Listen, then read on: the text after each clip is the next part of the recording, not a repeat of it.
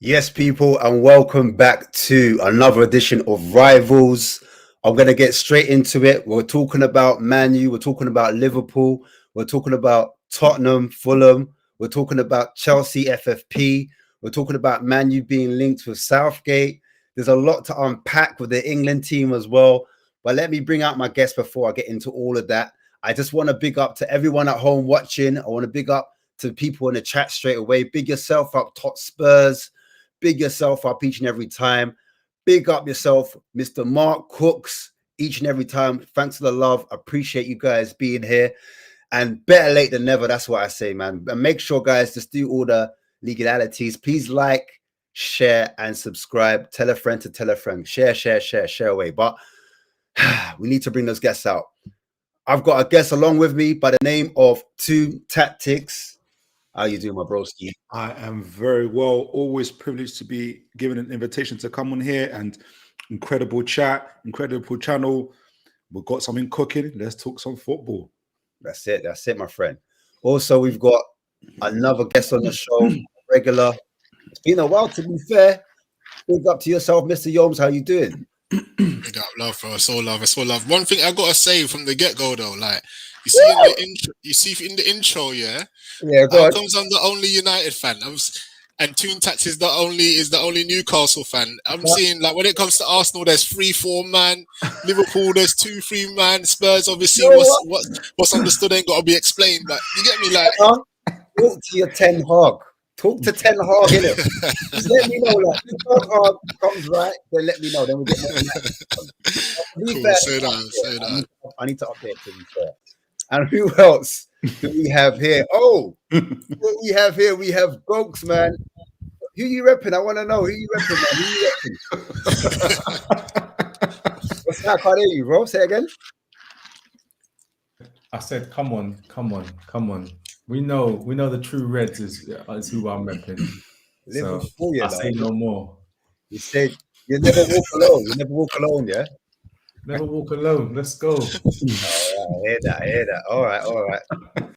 We got to man like Stefan. What's up? What are you telling me? Sorry, guys. Yeah, sorry, Ash, about being a bit late to the show.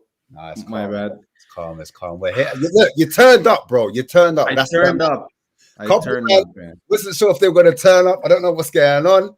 Certain man will be missing a few weeks, so it is what it is, bro. It is what it is. But we're going to talk about the Man United Liverpool game first of all, and I want to get everyone's thoughts on it. I don't know if did everyone watch it? I can't stop smiling. I can't.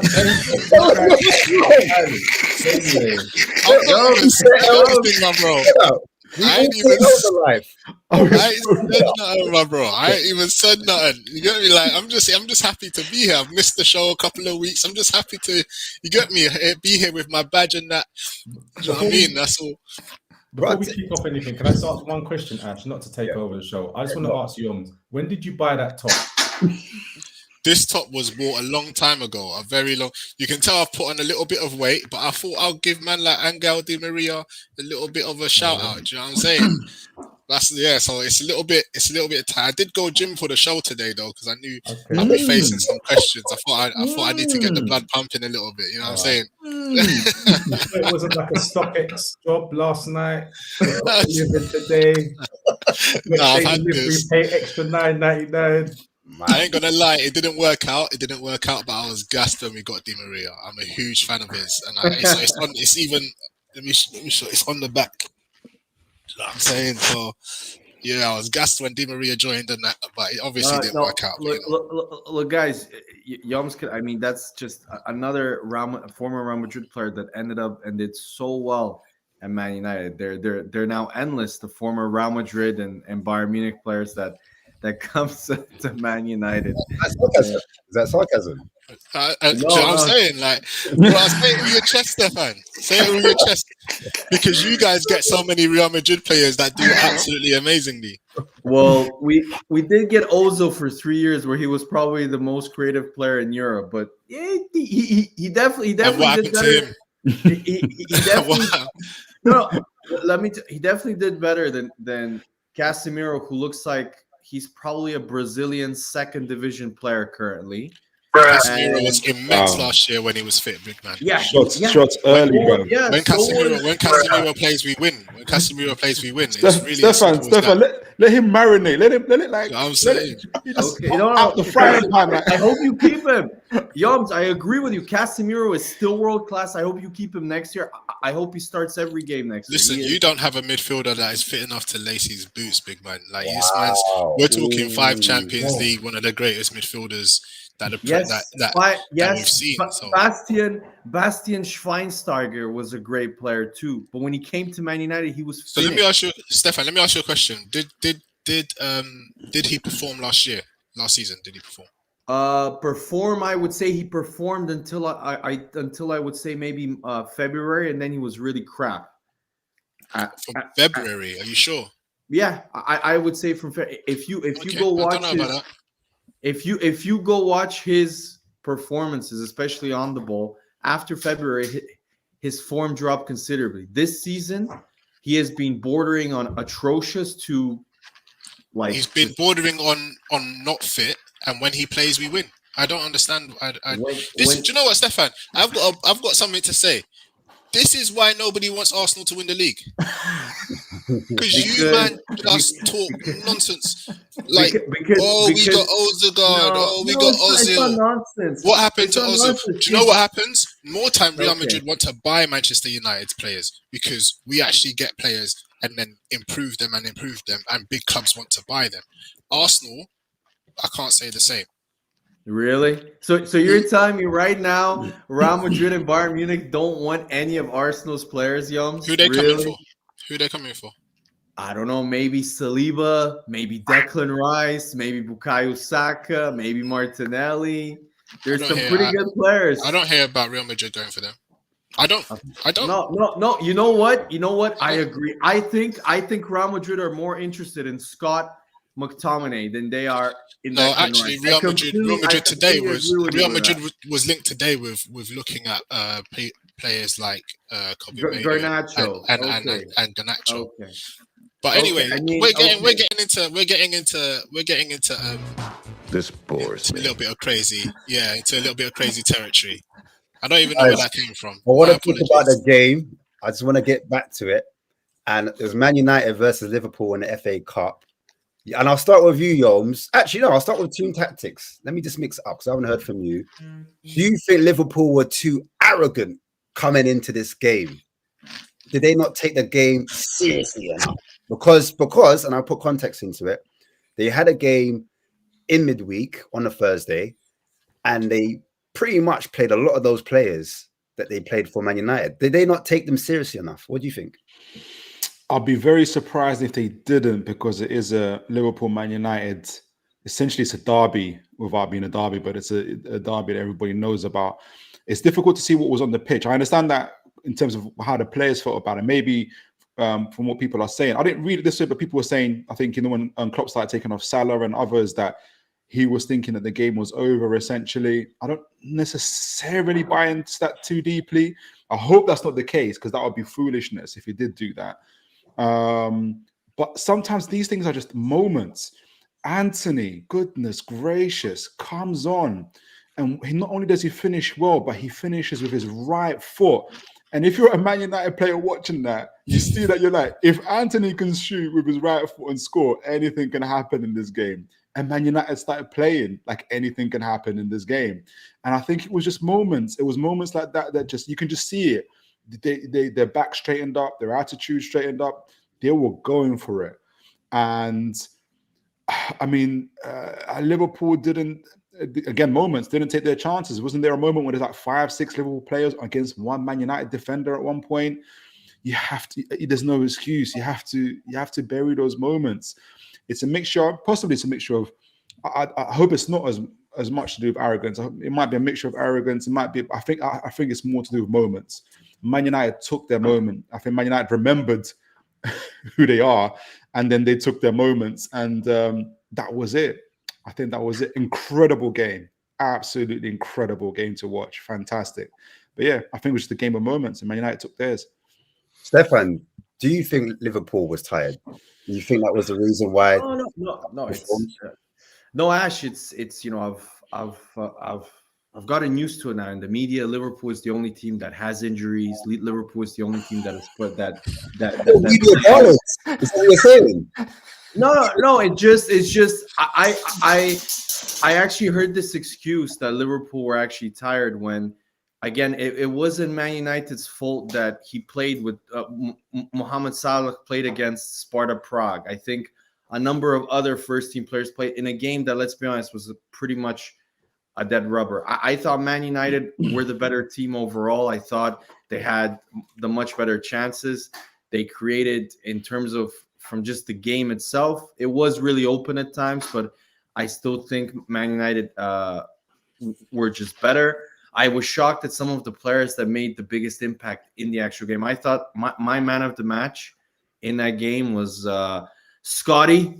He was for me. He was Man United's best player, especially when it was when it came to winning the actual ball back and starting attacks. But again, Gokes, we talked about this ages ago. I told you about Joe Gomez. He is the worst defender in the Premier League. Agreed. He is horrendous. I have never seen.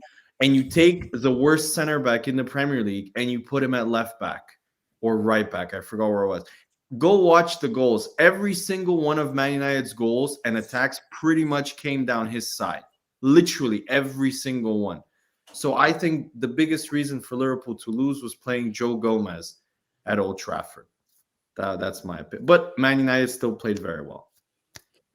Folks, what is your rebuttal, man? What do you think? So some things I can't abide by what Stefan said. So the first thing is he kind of shrugged and rolled his eyes and did this petulant teenager thing around Liverpool's injuries. And we're not just going to breeze past that. Like I'm not gonna harp on it, but we're not just going to say everyone has injuries. You know, Partey being injured is not the same as of course, world-class players being injured for long periods of the game, and you guys should know that because you guys should know that. No. Respectfully, so I'm just gonna say that, but not everyone has injured. I mean, Toon Tactics, I can't really talk to him, but when I'm sure that Yoms is gonna say that Mason Mount's been injured, but he's never made an impact on a team yet, so we can't really count that as a significant injury. So we're not all in the same boat. However, let's move away from things we can't control. The things we can control. Let's put aside the things we can't control. Let's talk about the things we can control. There was absolutely no reason to play a strong team against Sparta Prague at home when we're 4-1 up already. No reason whatsoever. That's the first thing. Klopp said something about Man United having a whole week off, and we on 2 days. Also about the weight of the reporter as well. He wasn't happy about the reporters being a bit big. As always, so classy, Klopp. Biggest sore loser. So that I don't know why we're talking about, but anyway. That we compounded that issue. Like, of course, the more successful you are, the more games you're gonna have. But we compounded the issue by playing more players in a dead rubber. Also, were we arrogant? I won't say we're arrogant. However, I didn't like, and I love Klopp. He's my stepdad, by the way. But I didn't like when he said that he was asked a question about the rivalry between Liverpool and Man United. And I'm paraphrasing here, but he said words to the effect of, there's never been a rivalry as long as he's been there, i.e. like, as long as he's been around at Liverpool, Man United have never been challenging for anything. So, there might have been a historic rivalry, but he's never felt the rivalry. You felt it today. And I'm like, bro, come on, man. Like, come on. That's just outright disrespectful. Put some respect. Put some respect to Man United. Put some respect to Man United. Like, Man United are, in a rut at the moment.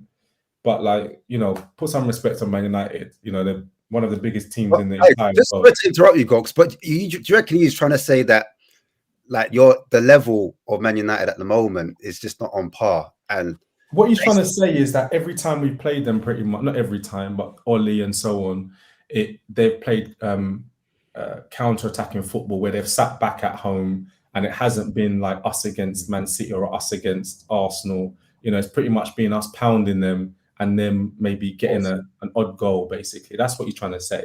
So what? Basically, like a giant killing. Is that what you're saying? Like when you Man United, they're playing like giant killers. That's what you say. You know, like the FA Cup was magic. Which is ridiculous. Which is ridiculous because are you frozen? No, I'm here, bro. I'm here. No, you're just frozen for me. You're frozen. I think you're frozen. Am I frozen? Yeah. No, It's like you're just skinning bare teeth. But we can hear you though. You can still reply. Hear you, but you're frozen. You can still reply, man. Look at this loser. Look at this loser now. If this was Arteta or Ten Hag, there would be a parliamentary. If it was Arteta, it would be serious. It's my video. There would be a parliamentary inquiry as to is Arteta a bad person? But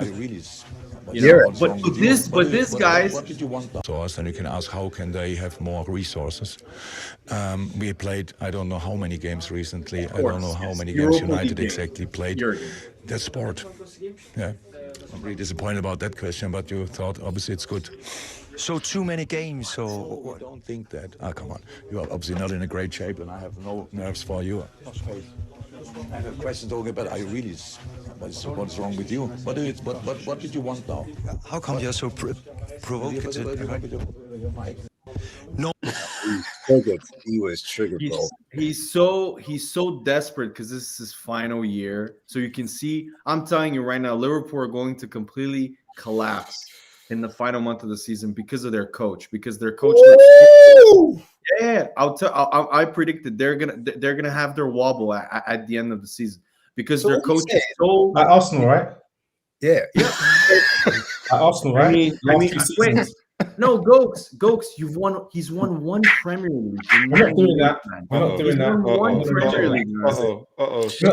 Can I Take the wheel. We're not doing that. No, so hold on a minute. What we're not gonna do, and what I won't stand for is mitigating the brilliance of Jurgen Klopp by saying he's only done this, he's only done that. Like, especially coming from an Arsenal supporter. Yes, I'm not having that. I'm just not having that. So he's only won one trophy, yes. One league, surrounded by other cups that he's only won. Which Multiple cups of he them. finally first of all, he finally took seriously the domestic competitions like 1 or 2 years ago. He never took them seriously in his first 5-6 years as a coach. The Champions League, I'll give you that. But Liverpool have a tradition and a heritage in the Champions League. Rafa Benitez won you like a champion. He never got close to winning the league. So Liverpool have always been good in the European competition. Gerard Houllier won a Europa League before that. So look at the amount of finals he has lost.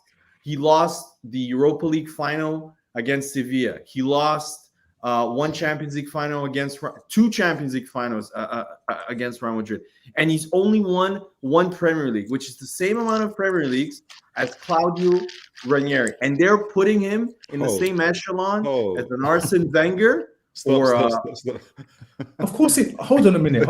Of course, he's in the same. I'm going to let Yom speak about. I'm going to let Yom speak about the Liverpool Man United game, so we don't go off on tangent. But let me just address this here and now. What we're not. Of course, we're putting him in the same league as Arsene Wenger. Do you know why? Let me explain to you, right? Because Arsene Wenger was in the Champions League for 16 years. And for 16 years, he never won it once.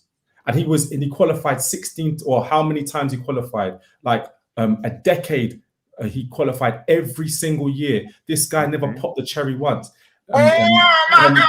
Jurgen Klopp was only in the Champions League for, 5 years? Maybe 4 years, I forget, and 3 times he got to the final. So there is no comparison between him and Arsene Wenger. Let's not do that first and foremost. There is no comparison between him and Arsene Wenger. No, there is comparison. No, I take that back. That's my emotion speaking. But they're definitely in the same conversation. The way you're portraying it is like when you mention someone like Claudio Ranieri, who got lucky or had this miraculous win. He won a league. You can't put him in the same league as Klopp in any way, shape, or form. But I don't want to make it. I'll let Yom speak about Liverpool, Man United. I know he's worn his top today. He's bleached it. He's been scrubbing out the stains. So let him talk about Liverpool Man United. Then we can get back to Jurgen Klopp. Is my video moving now? Am I still stuck on skin and teeth? I'm not. You're still stuck. We can hear you though. I might have to. You might have to say your piece and then cut out and come back in. And come back in and dip back in. All right. So the game. I thought the game was a good game. Look, I'm not one of these fans that gets carried away in it. Do you know what I mean? And I've been on here many times and says injuries matter, and I actually agree with Goats that not all injuries are weighted the same in it. Like some of those chances that Liverpool had, if what's his name, if Jota was fit, like those get buried in it. The guy's an elite finisher. Similarly, we had some injuries as well, which is why the game just ended up being more of a basketball match than a football match, to be honest. At one point, we've got Fernandes playing centre back, we've got Anthony playing left back, and everybody else is just playing wherever the ball lands. So it was a great game to watch. I said it at 3-3. If we lose this, do you know what? It is what it is. I expected us to lose once Liverpool went ahead, but I think some comments were made about United playing counter-attacking. I think people forget that Fergie played counter-attack against big teams a lot. We wasn't always a team that was just dominating the ball. Like, counter-attacking football was not invented when Fergie left Old Trafford. He was playing counter-attacking football a lot back in the day.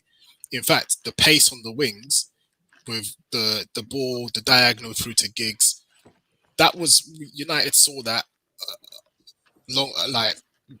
for many years under Fergie. So it's not anything that's new to us playing counter-attacking football. So I don't really understand where Klopp was going with that comment. Like, teams have their peaks and troughs in it. There was many a times where Liverpool was coming to Old Trafford and getting brushed, or we was going to Anfield and winning games. I think it's disrespectful what he was saying. So I do think that there was a little bit of arrogance there. But at the same time, you've got to be realistic. These men have played, I think it was 6 games in 16 days or something crazy, something ridiculous like that. So these men are tired. They had injuries. United capitalized. I think the game was even. It could have gone either way, to be honest. People say United played better or Liverpool played better. I think Liverpool had some opportunities where it was like 5 on 2, and we managed to defend the situation well. That game could have been anything. But for me, it was the best game I've watched. Best game of football I've watched in a very long time, regardless of the outcome. Sorry, carry on. Sorry. Before you finish. No. Yeah. I'm good. I'm gonna jump out and jump back in because of my video. Yeah, cool. Right, so Stefan, do you agree with that? Like, he mentioned Alex Ferguson playing at counter-attacking football. I think Ten Hag, to me, only plays counter-attacking football. I haven't seen him really come and dominate. Is it an excuse, that he's bringing up Fergie? And also, do you think Liverpool had bigger fish to fry? On the free part, I completely agree. As an Arsenal fan, Man United used to always come to the Emirates, and even at Old Trafford, sometimes when Arsenal were actually like playing really well, they would play a very similar type of style under Fergie. I also remember a game, I think it was 2000, and when they won the season, they won the Champions League, when they beat Barcelona in the semifinal. Rooney pretty much at the No Camp played at right back, and they played pure counterattacking football. And then when they came to Old Trafford, they beat Barca 1-0. Not playing open kind of expansive football, but playing what was needed to win. About the Ten Hag style, I completely agree with you. I think it's to put it blunt, I think the style is just crap. It's just simple counter-attacking football, and Liverpool style, I think, perfectly suited Man United's main strength, which was running in behind. You have Rashford, Garnacho, they had space to run in. And when you have Joe Gomez playing on one side, you don't only have space, you also have yeah, you have more space. But sorry, Stefan. Sorry to cut in. Sorry to cut in, Stefan. But when you say Ten Hag style is crap, yeah, like, yeah, what do you want from the man? Like, you've got to play. You've got to play the players that you have, correct? I mean, I'm sorry, Yams. Like, I agree with you that the players that you currently have are not good enough in terms of to maybe play like a Man City style or an Arsenal style, or even a more counter-attacking, counter-pressing style like Liverpool. However, watching your midfield and your team get outplayed by Luton away, by Everton at home, even though that was the worst 2-0 victory I have ever watched. What happened when you guys played Luton? What happened when you guys played Luton? Oh, we won 4-3, but the game was last pick of the game, right? Yeah, but okay, but Luton in that game had 5 shots. They scored good team, though. 3 goals from those 5 shots. I don't get what your point is. So in the same breath of saying that United's players are not good enough to play the counter-attacking or to play dominant football, you're then saying that Ten Hag style is crap. It can't be both. Because crap. Okay, crap. Hold on. Let me finish. Right. The reason why Ten Hag has to play this style of football is because he's trying to coach the players to playing the dominant type of football, to playing the type of football that we played against Liverpool for the first 30 minutes. What happened in that Liverpool game is after 30 minutes of pressing, closing down the ball, being dominant, occupying the midfield, controlling the game, the players got tired. And Liverpool built their way back into the game. The reason Casemiro keeps on getting injured, the reason why these players keeps on getting injured is because Ten Hag is trying to coach them into playing a dominant pressing style of football. Yeah, but when your players are dropping like flies, you can't play it. So I think it's a little bit harsh to say the manager's style of football isn't good and we only play counter-attack, but then also say United's players are not good enough to play that style. You can't have it both ways. No. Yums, I agree with you that maybe me saying that it's crap, maybe that's a bit. I would say it's very basic from a technical. Let's just look at it from a technical perspective. You can play counter-attacking football, but let's say the typical counter-attacking teams usually have a good defensive structure where the teams play in such a way, like the old Mourinho teams, the Atletico Madrid team under Simeone, which would counter-attack, but they'll be extremely defensively solid. You guys are terrible defensively. You know why we are terrible defensively? Because we are playing players that used to play for Manchester United 20 years ago. We have a centre-back playing left-back. We've had 3 defensive injuries at left-back, 2 defensive injuries at right-back. I don't understand what you want from this man. Last year, we had a solid defence and played really good counter-attacking football that got us third and the trophy. This year, we've had that many injuries and that much inconsistency at the back that you can't play solid defensive football. I don't know what do you want the man to pull out? But you need to but you need to show at least some sort of structure. If you watch every single Man United game, when you watch their goals or when you watch how they attack, there's no sort of, like when you watched, even when Arsenal were really bad under Arteta, you could still see that if we signed the same with Klopp in his first 2 seasons. I can't believe what I'm hearing. Do you know what structure comes? Comes with, Stefan? Do you know what structure comes with? Structure comes with consistency. Structure comes with consistency. However, you cannot give me the excuse that because Lisandro Martinez is missing, that your whole structure goes to. So Stefan, imagine. So say Martinez to them is equivalent to what Saliba is to you. Like he's probably the best defender.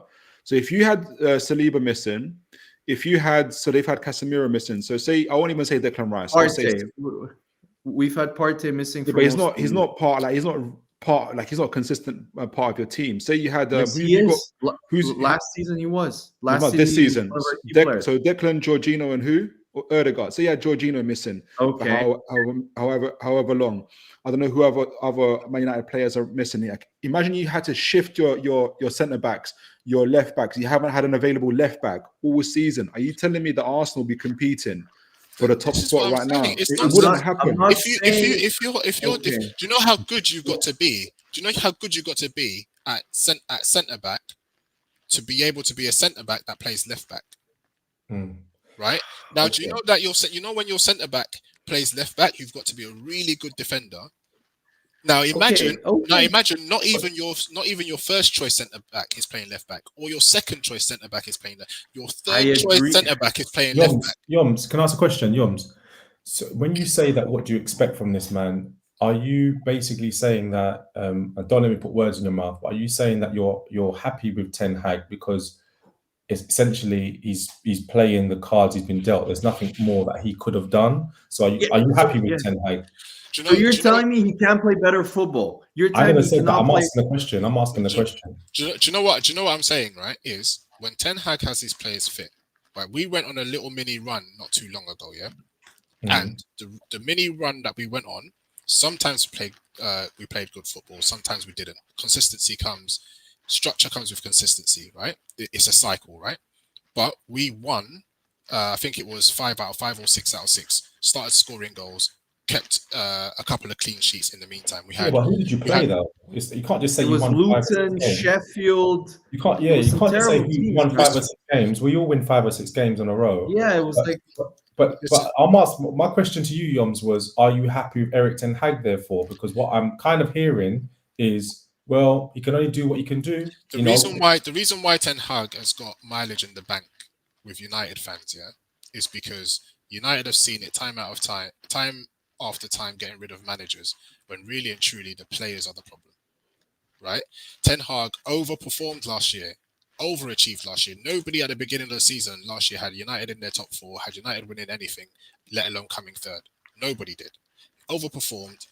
And this year, when he has his players, we win games. When he doesn't have the players, we don't win games. You cannot carry that many defensive injuries. You're saying back Ten Hag. I'm saying you have to back Ten Hag. You can't be bringing in man like Gary Southgate. Can I ask you one thing though? You say we can't question. What about his transfer decisions? Right. What about Anthony? Wait. Because you say we don't have Casemiro. He signed Amrabat. Amrabat is now doesn't play him. Do you know why? Do you know why he doesn't play Amrabat? Well, he signed him. Tell me, why doesn't he play him? Because we got somebody. He came through the ranks called Kobe Mainu.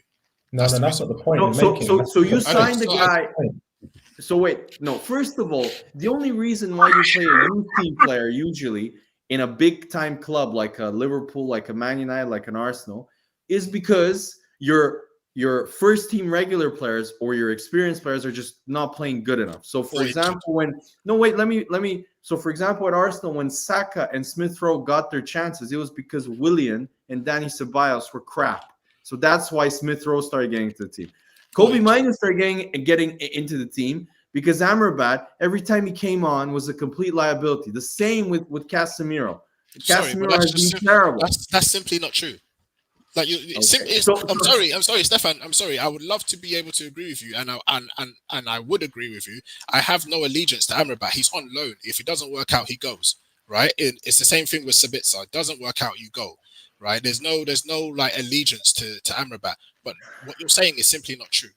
Amrabat was not fit for quite a few games at the beginning of the season. He came on. He done okay.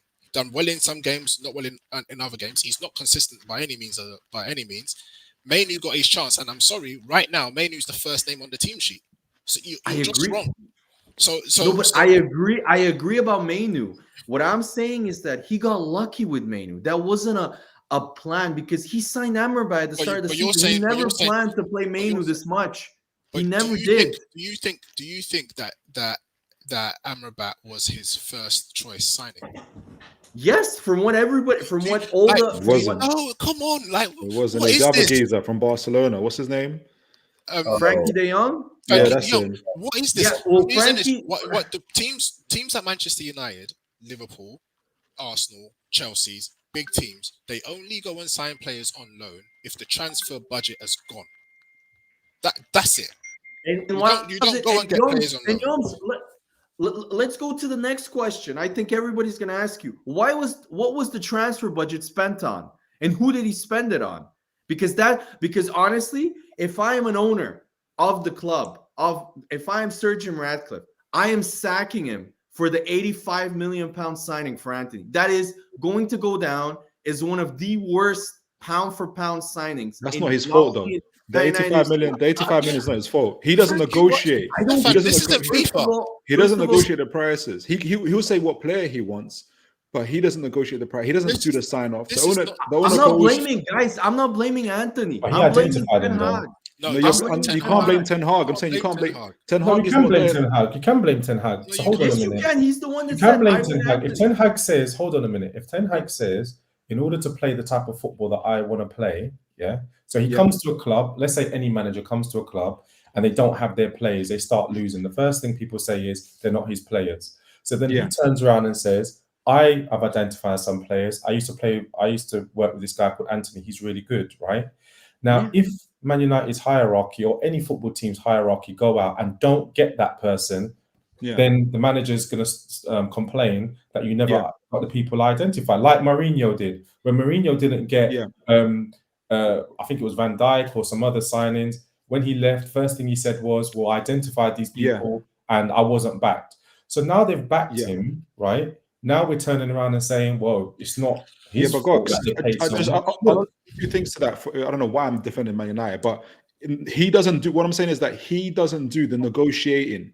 He doesn't say to Ant and says, "I want 80, I'll pay 85." That's the structure for Man United. The second thing is Man United have no at the time had no scouting or recruitment department.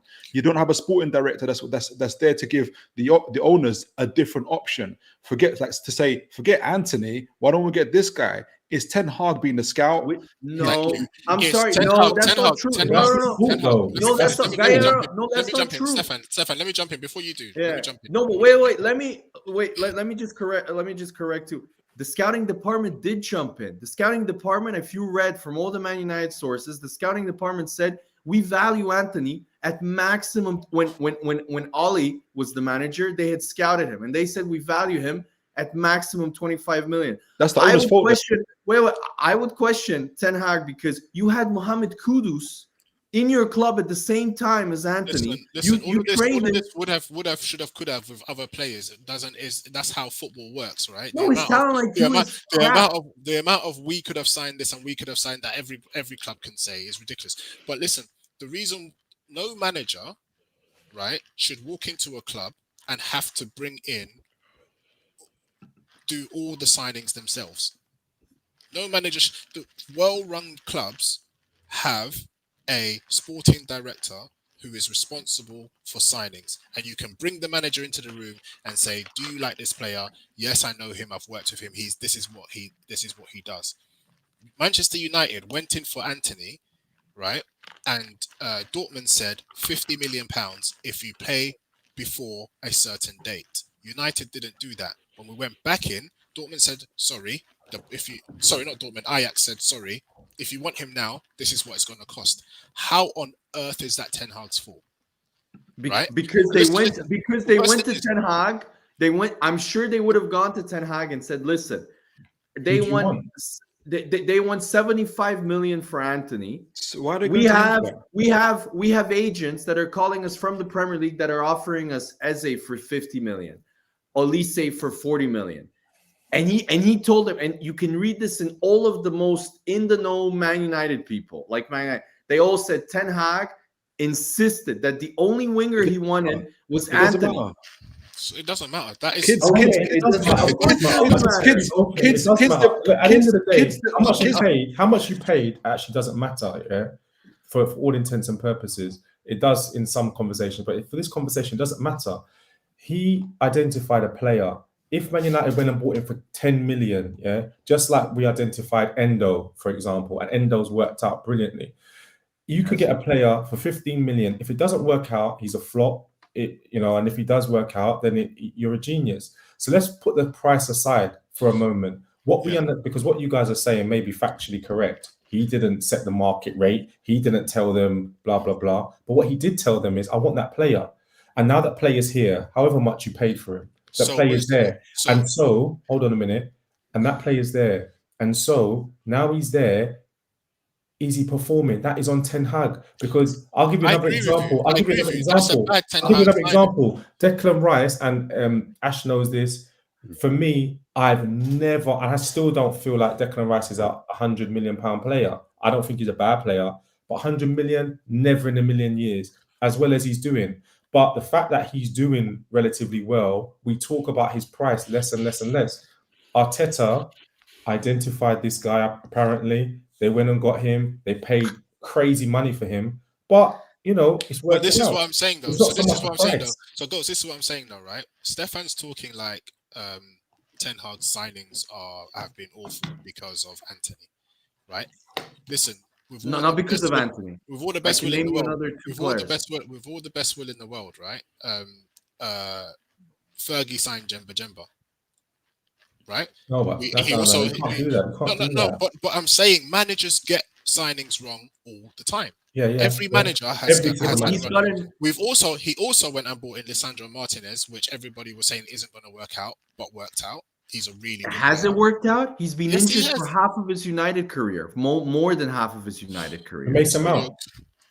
Mason Mason Mount been the injured also. same. Mason What? Mount's been injured also. Right, we can't judge Mason Mount right now. I don't He's rate injured. Mason Mount either. But I Lisandro don't rate Martinez played a season last season, right? And was he a good defender or not? Yeah, He it was didn't good. play a season. Exactly. He didn't He play did play a a season. season. He played the whole He season. got injured. He got injured in March. He was out for the last 3 months of the season. That's not No, true. but he can't control that. We're saying, were they good buys? We can all That's tell what that I'm saying. Martinez is a good buy. Why? Like, I don't understand what you're like, Stefan. For you to say Martinez was not a good buy is disingenuous, right? Malacia has been Malacia's been I a good cannot buy. say. Hojlund has been a good buy. No, last it's year, the same. Last year, Ericsson was a good signing for us. I don't understand. He promoted Garnacho. He's promoted kind of Mainu.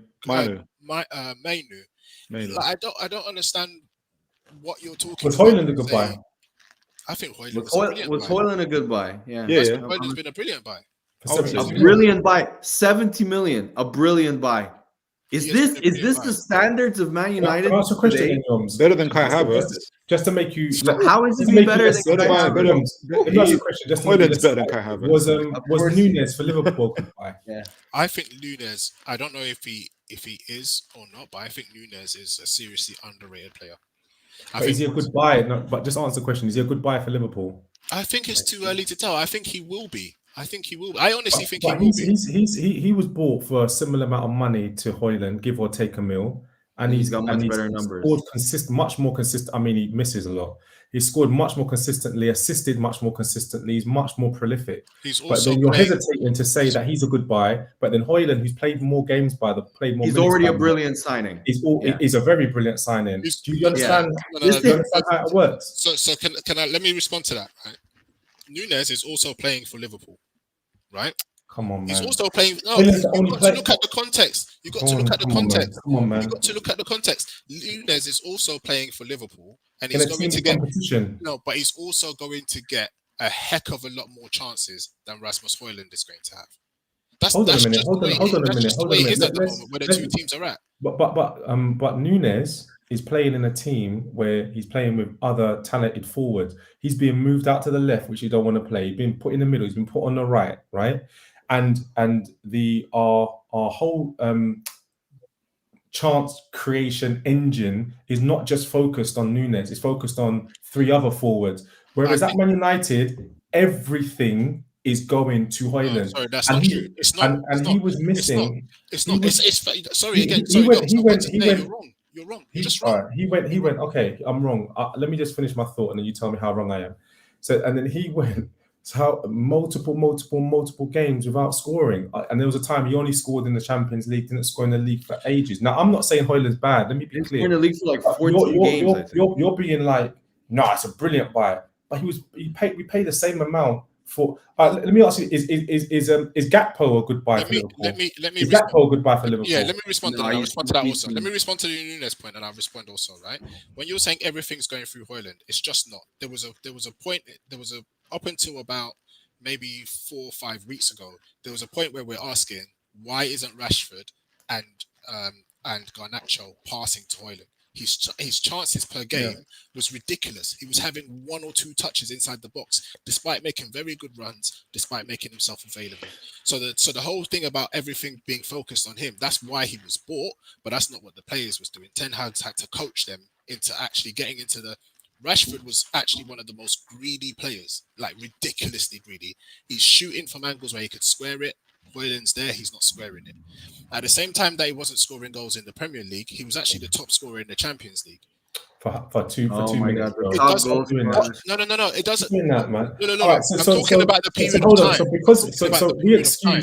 We excuse his inactivity because of the type of team he's playing in. So then, what about Ollie Watkins? What about Watkins is a brilliant player. Tony from Brentford. I'm never saying Tony, but let's talk about, like, you're saying what I perceive you're saying is, well, because of the team he's playing in, that's why he hasn't been so prolific. But there's so many players that are playing in worse teams than Man United. I'm sure you would agree. No. I'm sorry, but Ollie Watkins is not playing. Actually, Ollie Watkins is not playing in a worse team than Manchester United right now. Is Newcastle worse than Man United? That's true. But is Newcastle better or worse than Man United? Right worse. now, Right now, worse. All right. Is Isaac better or worse than Hojlund? Isak is probably. I would say Isak's probably better than Hojlund. Same amount of money. I'm just being. Yeah, but same amount of money, right? What I'm saying is, Rasmus Hojlund, right, has scored goals, finished chances that he gets. Right, he's not getting the same amount of chances as Nunes. Nunes, and the worst thing is, those. I'm not even saying. I don't think that Nunes is a bad signing. Neither do I. My first thing to you when you asked me was, I think Nunes is one of the most underrated strikers at the moment. Yeah, he's a brilliant player. What I think he lacks for the chances that he gets, that he seems to get, I might be wrong on this, for the chances that he seems to get, he misses some chances that he should be putting away. I can't say the same for Hojlund. Hojlund gets far less chances, but the chances that he should be putting away, he puts them away. That's the only difference between the two. I'm not saying one is better than the other, but I think Nunes, I actually think in terms of building capacity and where they could end up, I think Nunes could end up at a far higher place than people think he could end up at. And just to add to that, because I remember like in the early parts of this season, I was defending Darwin because I didn't think he was as bad as people were making it out to be, because people were trying to say, oh, he's worse than Nicholas Jackson. And the main thing I said why he'll have a better season, the better career than Nicholas Jackson, is because of his mentality. Because no matter how many chances or things that he messes up, he still plays like it hasn't happened. And I said, someone like with that sort of mentality, he can only keep on going up. Because I compared him to, so Guardiola talked about Foden in the same way. He said the one thing he loved about Foden is that he'll make a mistake or he won't do something right, but he'll play like it's never happened. So out of all the things that Guardiola could have talked about, the way he's on the ball, this and that, he talked about that. And so it made me think of Darwin Núñez. And lo and behold, I think he's got, I'm just looking at FOTMOB, for instance, he's got 17 goals this season. I don't know if it's a contributions, if that's goals and assists or just goals. And he's still got 10 games to go in the Premier League. He's still got all his cup competitions. He could get into into the 20s, and that's a second season. Me personally, I usually like to judge whether a transfer is good or not after 18 months, 2 years max. And so he's heading definitely in the right. You know how it is. People just hype things up in terms of transfers nowadays. Someone has a bad first game and they go insane. Haaland doesn't score for 4 goals. He's overrated. He this and that. 50 goals, bruv. Like, so I don't know, but I think Darwin's definitely in the right direction of proving to be a good buy. 100%. I've got a controversial prediction. In 2 years, Hojlund will be on loan at Lazio. Gosh. Whoa. Why Lazio? I'm saying it now. You can look it. I just listen to Stefan. He knows about coaches bottling. No. That's true. I mean, Phil P as a Spurs fan can really talk a lot about bottling specifically, but yeah. Coming back to Man United, do you think that if you back Ten Hag, you can challenge for a title next season? Because obviously, the title, did you say? No, because you heard what you said, John. Ash, come on, Ash. Ash. Technically, United could still make Champions League, right? Am I right or wrong? It'll be a waste of space. Honestly, right now, any team that's gonna come fourth, fifth, that gets the Champions League is going to be a waste of space in that Champions League. I'm not buying that Villa are doing anything in the Champions League, and I'm not buying that Spurs are doing anything in the Champions League. Wow. Yeah, but you know, between Villa, Spurs, and United being in know the what Champions League. Yoms, I must say, yeah, I don't support Man United, obviously, but your your campaign this year, it was a disgrace. I was watching it and I was thinking, and we're in the Europa League, like them lot just wasteless, absolutely waste. You might as well have 5 games. But the worst thing about it is, in 3 of those games, we're 2-0 up and coasting. Yeah, 2-0 up, exactly. Wait, and let me ask you, like nobody is like, the worst thing is, do you know what I love about football is that people expect a kind of like defensive, like offensive, rah. No, what are you talking about? I'm very realistic. United's campaign in the Champions League was terrible. The only spark we had in the Champions League that was all right. Fresh air was Rasmus Hojlund. You're a realistic fan. Get all of that. You're a realistic fan. That's what I'm saying. You're a realistic fan. All right, I hear you, bro. I hear you. But I'm here to tell you right now, we don't care. Let me tell you, we don't care. But basically, yeah, what do you expect from them next season? Because obviously you're saying, raw, Champions League's a waste of space. I don't care about that. You've got a potential now to face Coventry in the next round. Do you think you can beat Coventry? 100%. Do you think you can beat? Really, Ash? Really, Ash? That's disrespect. What's going on? Yoms, he's playing with your name, bro.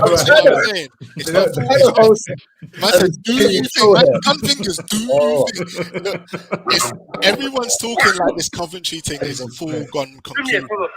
Right? Get out of here. No, what I'm saying is, listen to me. Look, I'm saying, boom.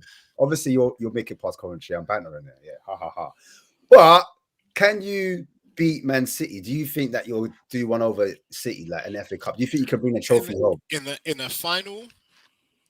If we make the game like we made the game against Liverpool, then we can do something. In a final, you never know.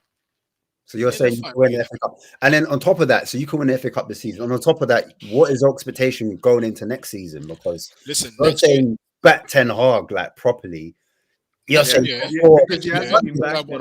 a waste of space. So what is your aspirations for next season? That's what I'm trying to figure out here. That's all. Next year, all I want is dude that we've got in from Man City, dude that we're trying to nick from Newcastle. Man City. Oh. I want them to start kicking out some players and actually start a proper rebuild. Players that the manager doesn't want, players that clearly are not performing, need to be gone, need to leave the team. And then we'll see what happens. I'm happy with stability next year. All I want is some stability, some fit players playing, and hopefully we'll get into the top 4. And then next year we start to build. Can I ask a question? Serious question. To both Yoms and Stefan, right? If Man United go on to win the FA Cup, which is possible because they can definitely beat Man City on a one-off. I firmly believe that, no banter.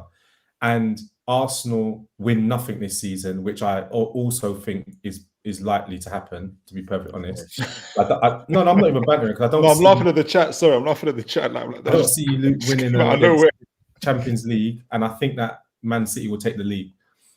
So, will that mean that Man United's season has been better than Arsenal's if they finish 6th but win a trophy? Were you asking me or Yoms first? We could start with you, Stefan. We could start. If they win the FA Cup and Arsenal win nothing, of course, the FA Cup is a major trophy. So yes, Man United have had a better season. But on the other hand, if Liverpool just end up with just the League Cup, but and Arsenal win nothing, Arsenal have had the actual better season. If we finish ahead of you in the league, which I think will happen, but we have to take into account. Wait. Let me just finish. However, will they have a better season if, let's say, they finish 6th or 7th? That's the thing for me. I know they've won the FA Cup, but like finishing 6th or 7th in the league, they'll probably have Europa League because the FA Cup gives them that. I think I'm old school. I always think trophies is better than no trophies. So for me, I'm intrigued to hear what Jobs has got to say. Yeah, what Yums has got to say. No, look, there's a hierarchy. There's a clear hierarchy in football, right? In English football, it's if you haven't won the Champions League in a while, then it's the Champions League. If you haven't won the Prem in a while, it's the Prem. Yeah, right. And then second to that is qualifying for the Champions League. No, I disagree with that. I completely disagree with that. Then, if you can qualify for the Champions League, I would take qualification for the Champions League over and the reason why. Over the FA Cup? Take qualification for the Champions League. Ash wants to hear that. He wants to. Ash wants to hear that. The reason, bro, listen. The reason why. But the reason why there's context. Let me finish. You're trying to get. I know what you're trying to do. You're trying to get all these Spurs fans aligned with you. That's what you're trying to do. No. I'm about to disappoint you. You're trying to say top 4 is better than a trophy. No. So that all these Spurs fans start giving you heart eyes emojis and all these things. I'm going to give you. I'm going to give it to you. I'm going to disappoint the Spurs fan if they think that that's what I'm trying to do. No, we don't want. Again, it depends on context. For Spurs, just concentrate on winning something. Oh, right. If you're a team that has won the FA Cup or have won trophies or have done something, then getting into the Champions League, I would take over the FA Cup. We've done the FA Cup multiple times.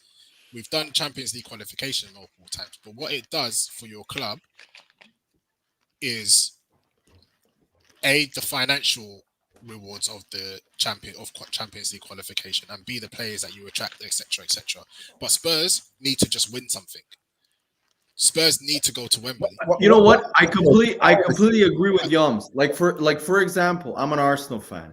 Right now, I would prefer Arsenal this year if it's FA Cup or staying in the Champions League and having the ability to sign top players, because Arsenal have won 7 FA Cups, I think, in the last 14 years. We don't in terms of course, it would be great to win an FA Cup and it's always, but for me, this season, the priority is to stay in the Champions League so we can continue signing top players and continue building our team over winning the FA Cup. However, if it's someone like Spurs, Gokes, who haven't won a trophy in 15 years, of course they're going to say the FA Cup. Man United haven't won an FA Cup, I think, since 2015, Yoms, if I'm not mistaken, right? Since the Jesse Lingard goal, right? Yeah.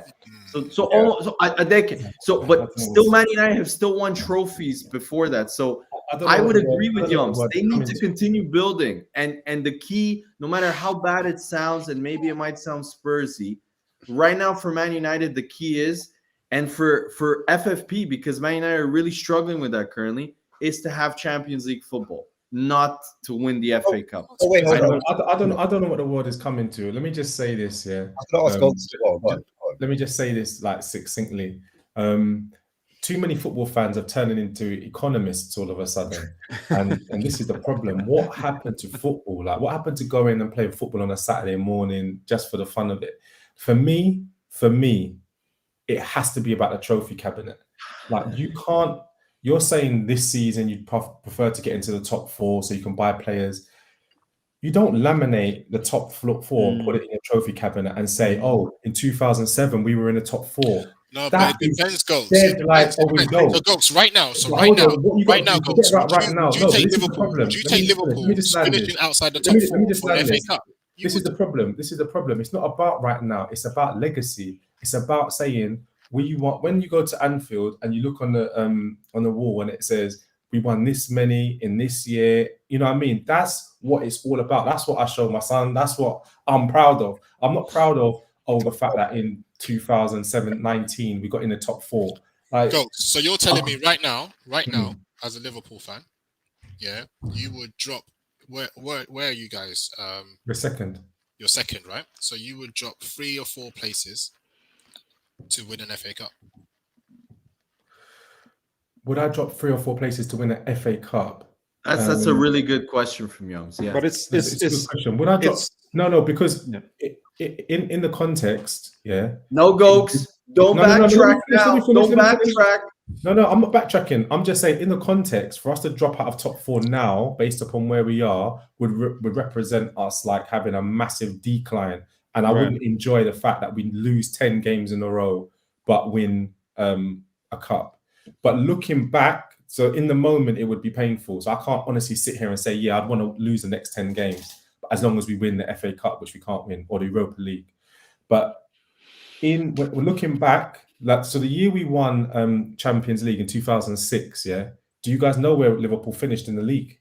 Was it Fifth. sixth? Yeah, Fifth or sixth? I remember 5th. Does anybody care?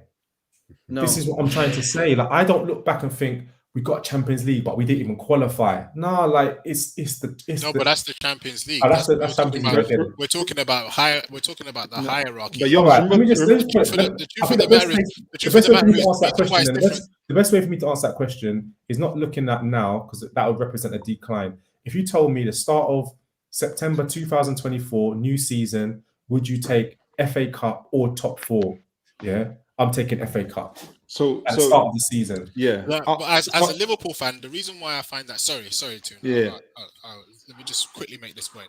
The reason I find that difficult to believe as a Liverpool fan is because when you're in a competition very frequently, yeah, and you've won that competition, and your name is amongst the elite clubs that are in that competition. Maybe you guys are flying so high recently that you've got a lack of oxygen or something. But when you're in that elite club of that name of elite clubs, you don't want to drop out of that name of elite clubs for an FA Cup. You just don't, because FA Cups are won by Portsmouth and that. But yeah, do you get what I'm saying? Not often. Let me just let me come in 1 minute. I'll answer Yom's question. I'll go back to the original question that Ash was asking. What makes you elite in the first place? Winning trophies. If you stop winning trophies, you're no longer an elite club. It's like being Usain Bolt and forgetting to have the right diet.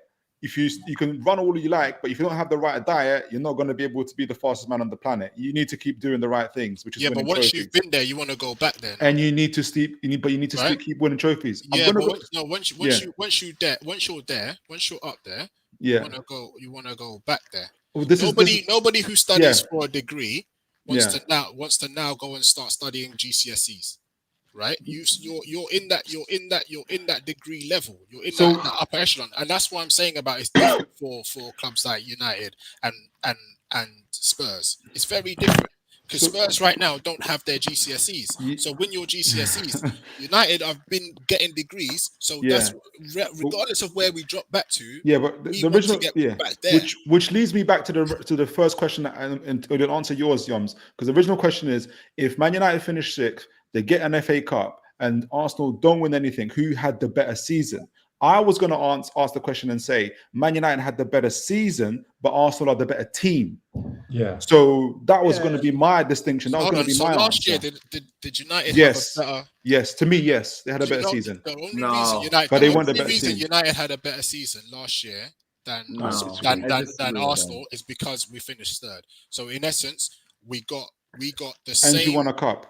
And we won a cup, right? Yeah. Without that third place finish, if that finish was 5th place or 6th place, you had the better season. There's no way we had the better season. You had the better season, but you're not the better, because what have Arsenal got to show for it? We've been chasing valiantly 2nd place. I can't believe it's good that Deji's here. Because he's very valiant and hard working for a 2nd place. What are you talking about? I'm saying.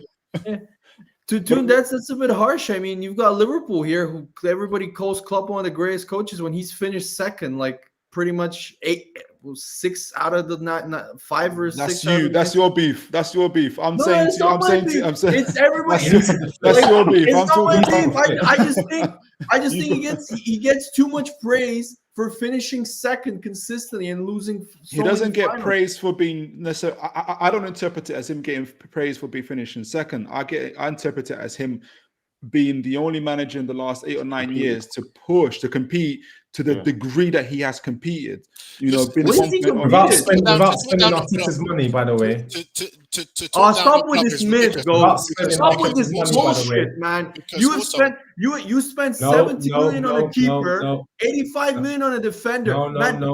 Your forward line is the most expensive forward line in the Premier League. Go check, go combine all the values of Luis Diaz, Darwin Núñez, Diego Jota, and every single one of your attacking players. You have the most valuable in terms of transfer fees forward. Don't give me this poverty bullshit that Klopp does.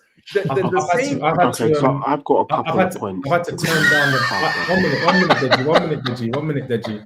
I had to turn down the volume a little bit for Stefan's outburst. Sorry, go.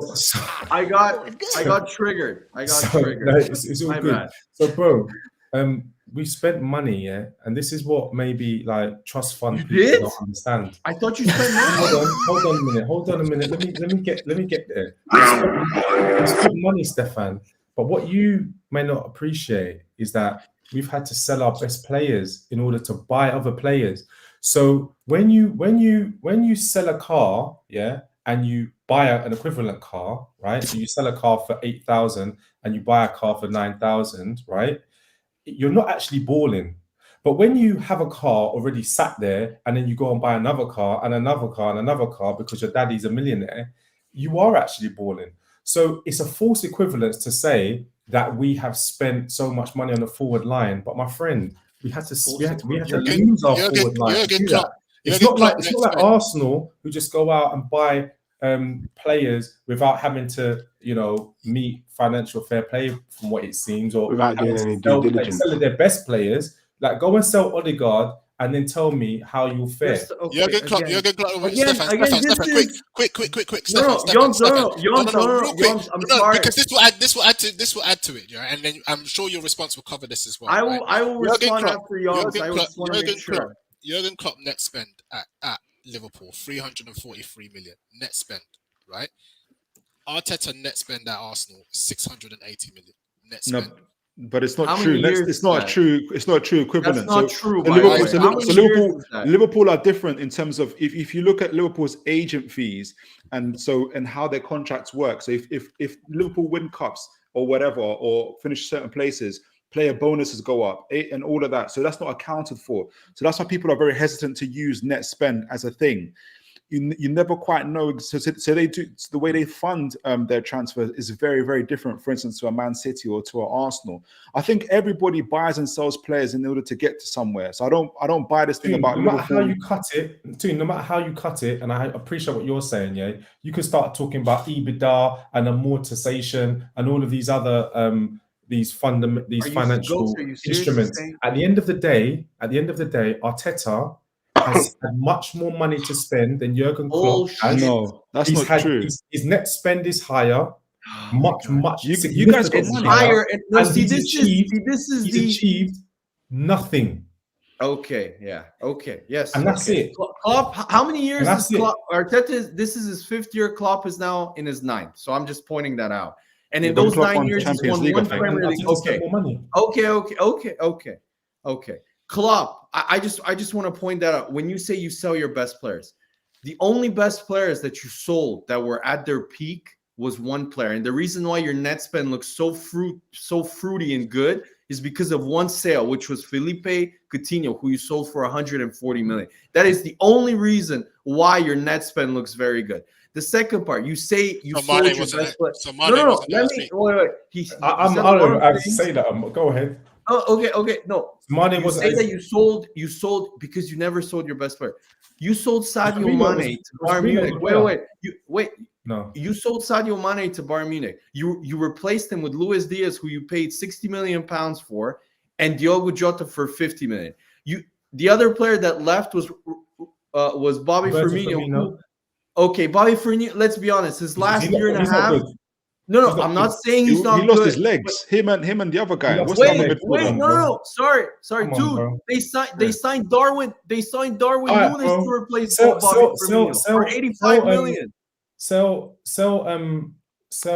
Odegaard. You're selling them. First of all, you didn't sell Bobby Firmino. First of all, you didn't sell Bobby Firmino. You let him go on a free transfer because his legs were gone. Second of all, Sadio Mane you sold because you didn't want to sign a new deal and wanted to try a new league. All of your key players, and I name your key players as these three: Van Dijk, Alisson, and Salah are all at your club. The only one that I would say that you lost, unluckily, he was a great player, and I would say you still haven't replaced him, is Jorginho Wijnaldum. That is the player that you haven't replaced. Please don't talk to me about Jordan Henderson going to Saudi Arabia or Fabinho going to Saudi Arabia. Fabinho's last season at Liverpool, he was horrendous. He was absolutely horrendous. So you can talk to me about how difficult a job was, but it's so hypocritical that you talk about the money Arteta has spent when you don't look at the fact that you spent, when you bought Alisson, a record fee for a goalkeeper. When you bought Van Dijk, a record fee for a defender. And Darwin Núñez was one of the most expensive striker transfers. And just who's the most expensive British player in the Premier League at the moment? Who? Grealish. No, Declan Rice. Declan Rice is more expensive. Who? Rice. How much?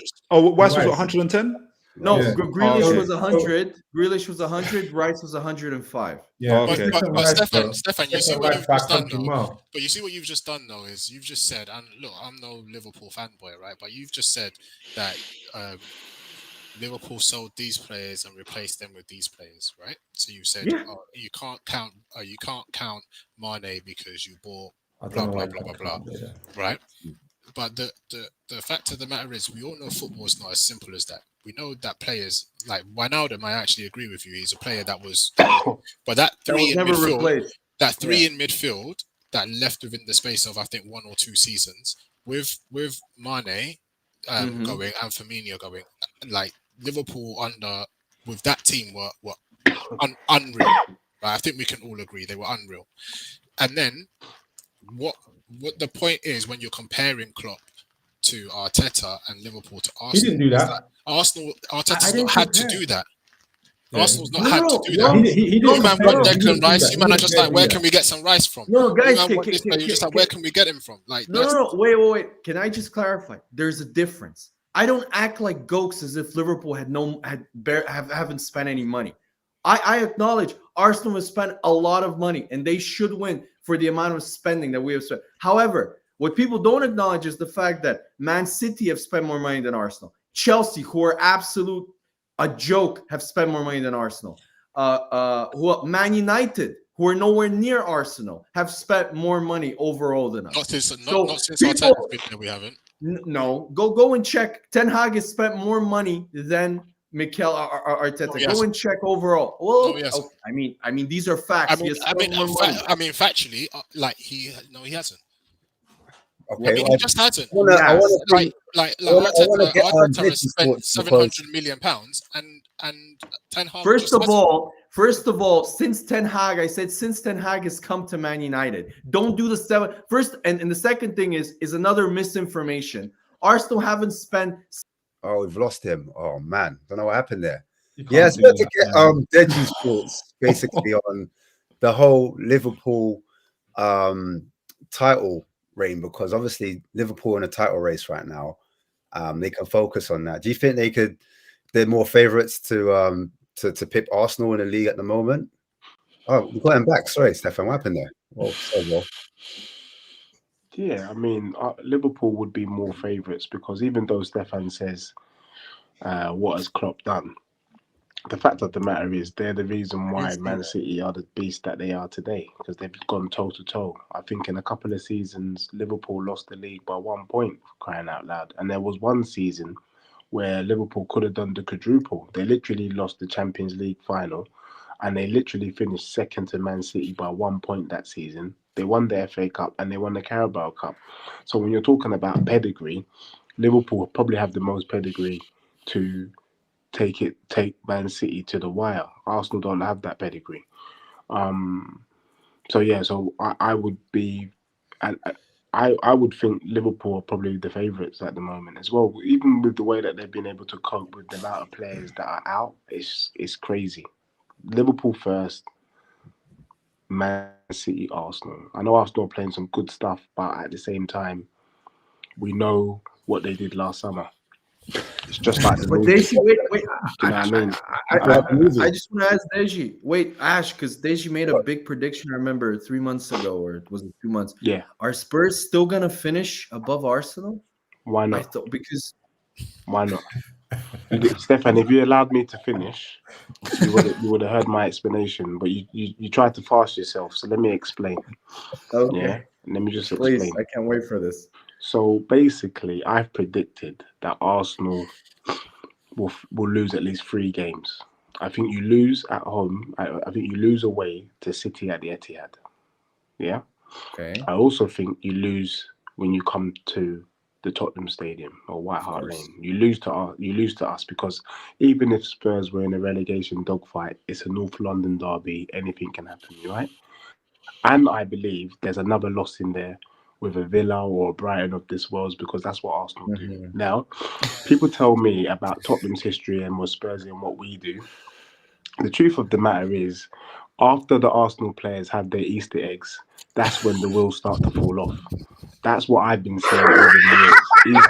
Easter eggs and Arsenal just don't mix. So before you shake your bum, let's see something new. Now, let's be real. This time last season, where was Arsenal? They were top of the league. And then we had our Easter eggs, and then they fell off. Were we top of the league? Right now, you're top of the league. We're waiting for you to have your Easter eggs. And then after you've had your Easter eggs, then come to me and tell me if you guys can still win the league. No. I totally get it, Deji. The life of a typical Spurs fan. I was not hoping for Spurs to win something. It's hoping for Arsenal to actually fail. So, it's fine. I mean, after being so loud and saying that Spurs are a better team than Arsenal and Spurs are this, now the focus now is going to be switched to Arsenal are going to fail because we always fail in Easter. Great shift. Can I be real? First of all, it's shameless of you to contextualize Tottenham under the same breath as Arsenal. Arteta's been in charge for 5 years. My manager's been in charge for 5 minutes. So the fact that you're contextualizing us under the same breath just shows the progression of my club, but also the shamelessness of you and your fan base. Now, also, let me say this to you, Stefan, Mr. Trophies are important.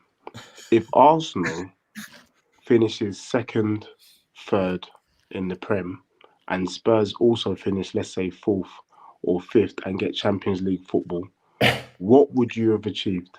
Absolutely nothing. We would be on par. So unless you win the league or the Champions League this season, you've done nothing, bro. We're on par. Now, I've already said to you that Tottenham's first 11 goes toe-to-toe with your first 11. We saw it at your stadium. You're going to see it at my stadium. Don't get it twisted.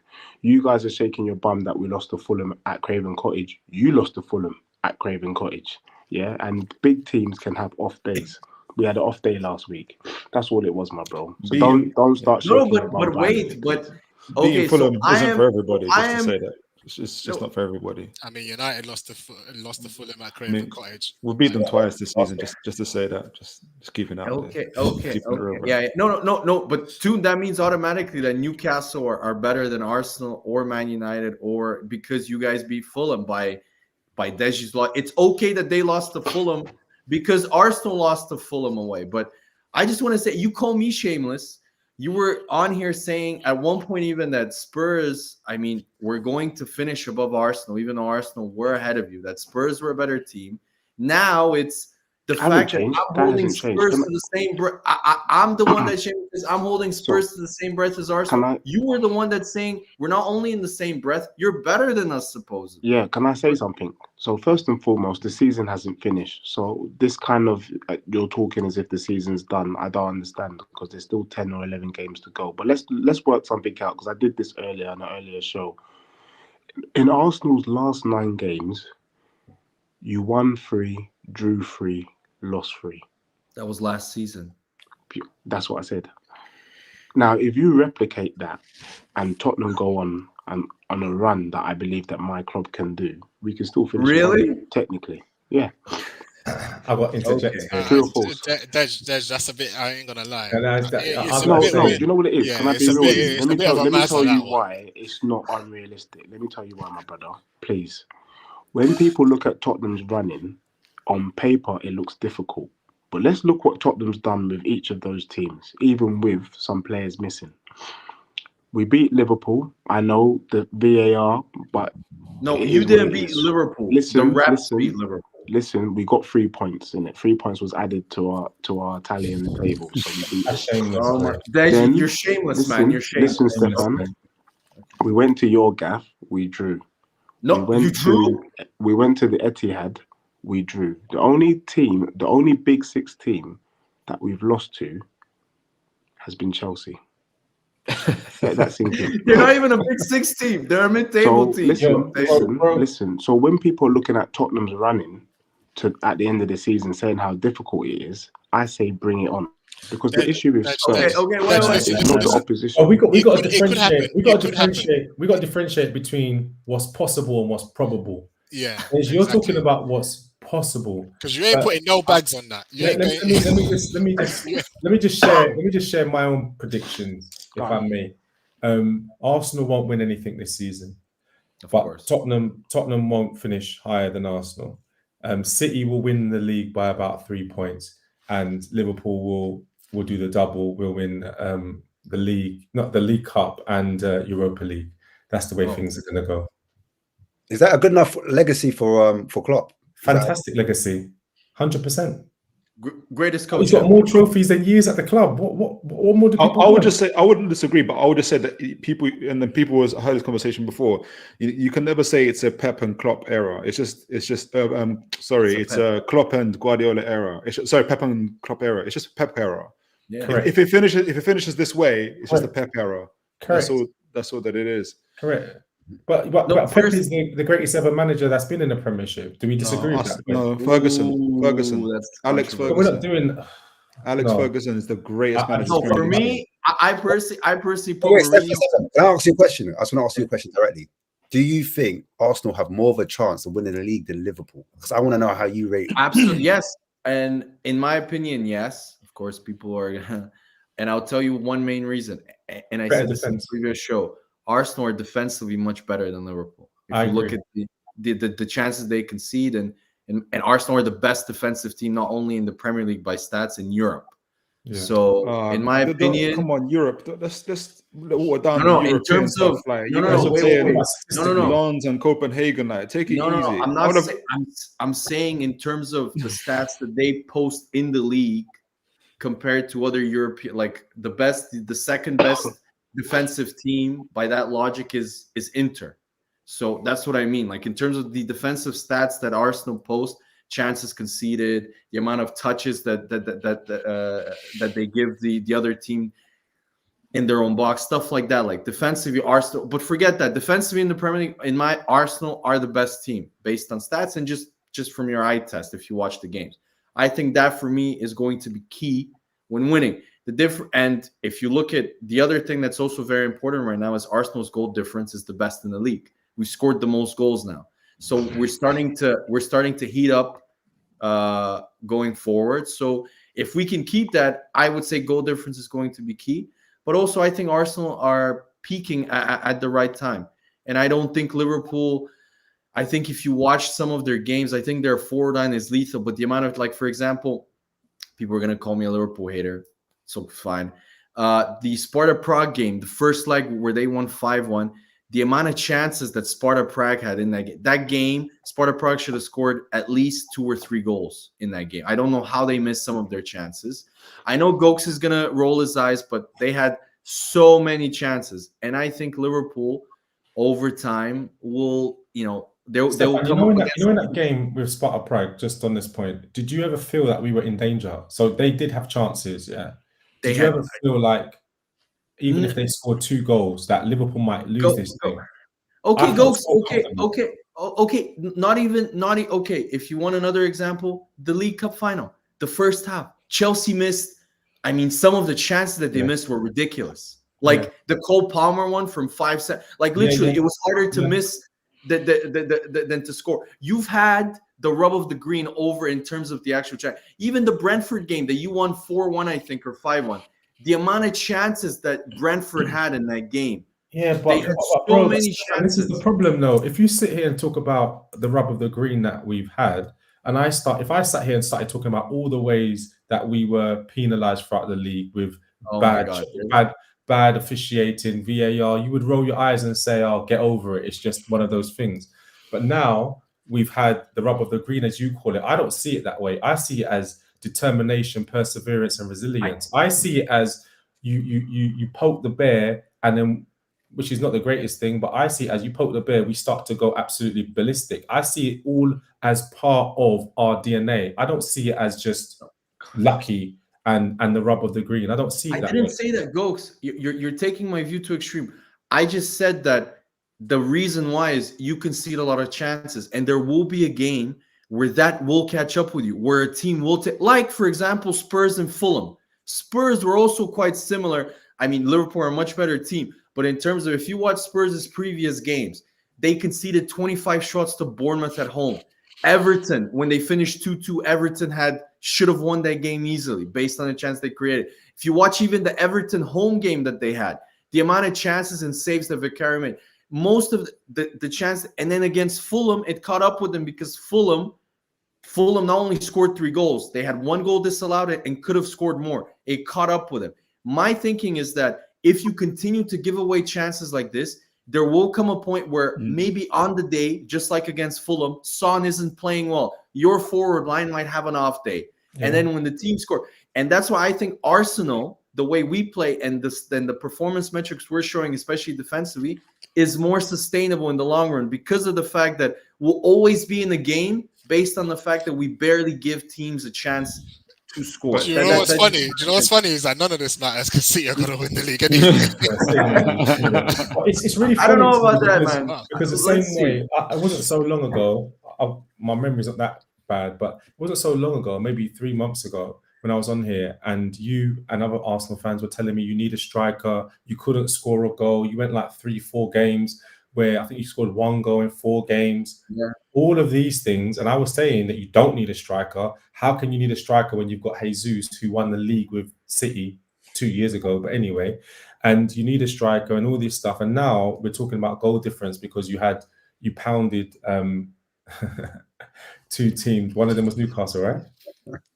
Yeah, I heard about that. One of them was also Liverpool. He's complimenting you, Stefan. What's wrong with you? Like, I do honestly feel like you'll go a couple of games that you won't be able to score. I think that will come back. No, I agree, Gokes. I agree with you. That's why, I agree with you in terms of the scoring wise. But I think if there's an old like American sports saying, offense wins you games, defense wins you championships. And I think that is true in terms of a league title run, because if you look at Man City over the years, Man City's defense has always been the best in the league. Usually, I think you're focusing too, and I get it, but I think where Gokes is heading to, and I'm with him on this. I think the game is 85% mental and the rest of it is physical. Yeah. Yes, Liverpool can see chances. What Gokes is saying, not that they don't care, but if you poke the bear, they have the mentality to come back. Okay, you score 2, we'll score 3. You score 3, we score 4. Mm-hmm. And where I think Deji was heading to when it's my April is not necessarily how many chances you concede or you score. It's your mentality. You have to prove this April that you have the bottle. That what happens? So, like, even for instance, the Porto game in the second game at Arsenal, when you guys weren't getting the goals, you can, there was a clear, like, even with your fans, there was like trepidation. People went silent like a library. They weren't. I don't see that happening at Anfield. If it's a tight game, 0-0, or even if they're 1-0 down, there's a support. There's a I can only say a positive expectancy for Liverpool. Like I said, Barcelona have been there 4-0 up. They still played like we can still get through to the next round. That's mentality. Do you so to add on to Toon Tactics? That's what I add. Does anyone think as well that Arsenal, they're in another competition, the Champions League. They've got to play a semi-final. Oh, sorry, not semi-final, quarter-final of a certain Bayern Munich with a certain Harry Kane that's firing on all. He might not be playing, Ash. They might not be playing, but they still got Sane. They still got a array of players that can. They've got no fans. They've got no fans at their ground. Remember, they do have no fans. What an advantage! It's a big advantage. I mean, it's a huge advantage. I think it is. But does anyone think that between that having Wolves in between and then playing, I don't know, learn that are we going to see Arsenal prioritize the Champions League over the league, or are we going to see Arsenal prioritize the Premier League over the Champions League, or do you think they have to go both hard and one? Anyone can answer. Go on, Go on, Digi. No, thank you. I was going to say, well, the thing is, Arteta is a madman. And him being a madman, it means that he's going to go for both. Now, I explain a couple of things. So I agree with my bro, Toon Tactics. I was saying on another show that Arsenal's biggest Achilles heel is their mind. Last year, they were afraid of winning. Not that the winning made them scared, but the thought of that they could do it was what killed them. And it's going to be the same thing that kills them this year. Oh, we could do it, and then it shoots them in the foot. Now let's talk about Europe. Playing against top-level sides on a Wednesday and then playing a Premier League game on the weekend is one of the most difficult things to do. And only Man City and Liverpool have been able to do it well. Man United used to do it, but Liverpool, Man City are the ones who can cope. Again, I draw your attention to the season that Liverpool pretty much got to 4 finals. 3 finals that year, plus lost the league by 1 point to Man City. That's the sort of pedigree that we're talking about. Now, the only thing that might please Stefan, and he might think that I'm shaking his bum for his team now, is the fact that I think the European teams are pretty crap. I think there's only 2 teams in Europe that can stop Arsenal. I think Real Madrid and City. I think Europe is so low that they've become feeder clubs to the Prem. I don't rate PSG. I don't rate Atletico. I don't even rate Bayern Munich. I mean, Leverkusen win after the international break. They've won the league. And that's the only thing. So I think the Champions League is more likely for Arsenal to win than the Prem. Also because the 2 teams that I think could stop Arsenal are bloody playing each other. So it's just kind of aligned. So, you know what I'm saying? Apart from that, I don't actually think Arsenal are that good. I just think the European teams are that dusty. Of course, yeah. This is the other Spurs copium again. So wait. Let's go, Stefan. Yeah, no. In terms of like, no. I guarantee you, if Arsenal do win the league at the end of the season, guys, I guarantee you, Deji will say Arsenal won the league because Man City and Liverpool had a down season. I guarantee you. No, I wouldn't say that. Okay, let's see, if guys. You won the league. You won the league. If you won the Champions League, though, please hear me now. It's because the European teams are that dusty. So you're saying let me ask you. So you're saying so let's say Bayern Munich, right? Bayern Munich, they're not as good as he doesn't rate them. He doesn't rate them. He doesn't rate. Okay. So you're saying who's currently Arsenal would Liverpool beat Bayern Munich or Aston Villa? Yes. Aston Villa would beat Bayern Munich. If Liverpool was in the Champions League right now, they're going to the final. Do you know what the thing is about Bayern Munich as well? I think Arsenal have got Bayern Munich at the right time. I think who's going to stop Arsenal is going to be the winner of City and Madrid. Right? Munich, I agree with that. Munich, it's just the timing is just perfect, especially if Kane doesn't play, no fans at home, all of that kind of stuff. It feeds in. Look, you can only play the circumstances and the team that you're pitched against. Right? They also know for me, that's no slight on Arsenal. Right? Arsenal did well to get where they are.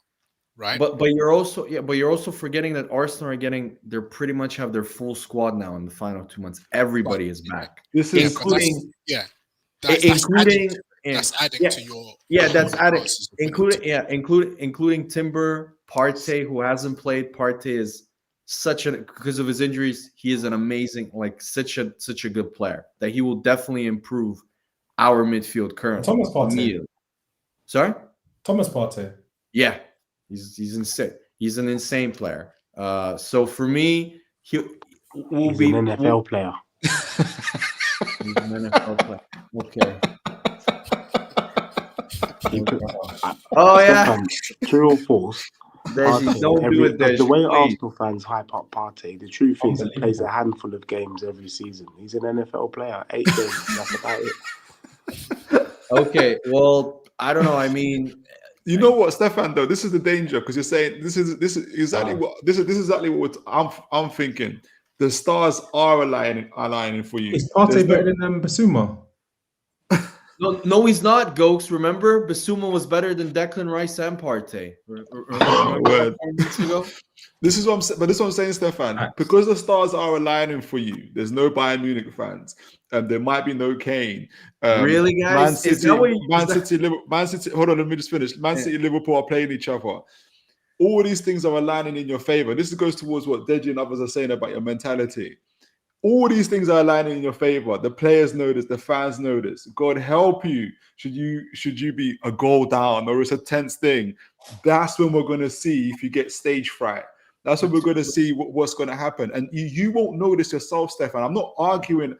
This is the part where you haven't crossed this. This is what you call crossing the Rubicon. You've never.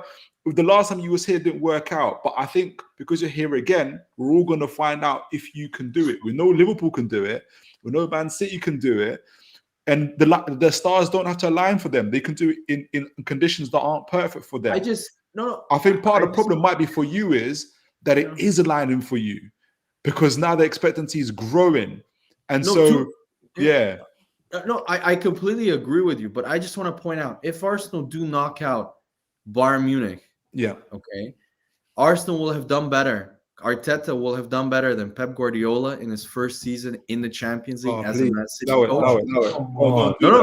I just want to point that out. He will have done better. Don't do it.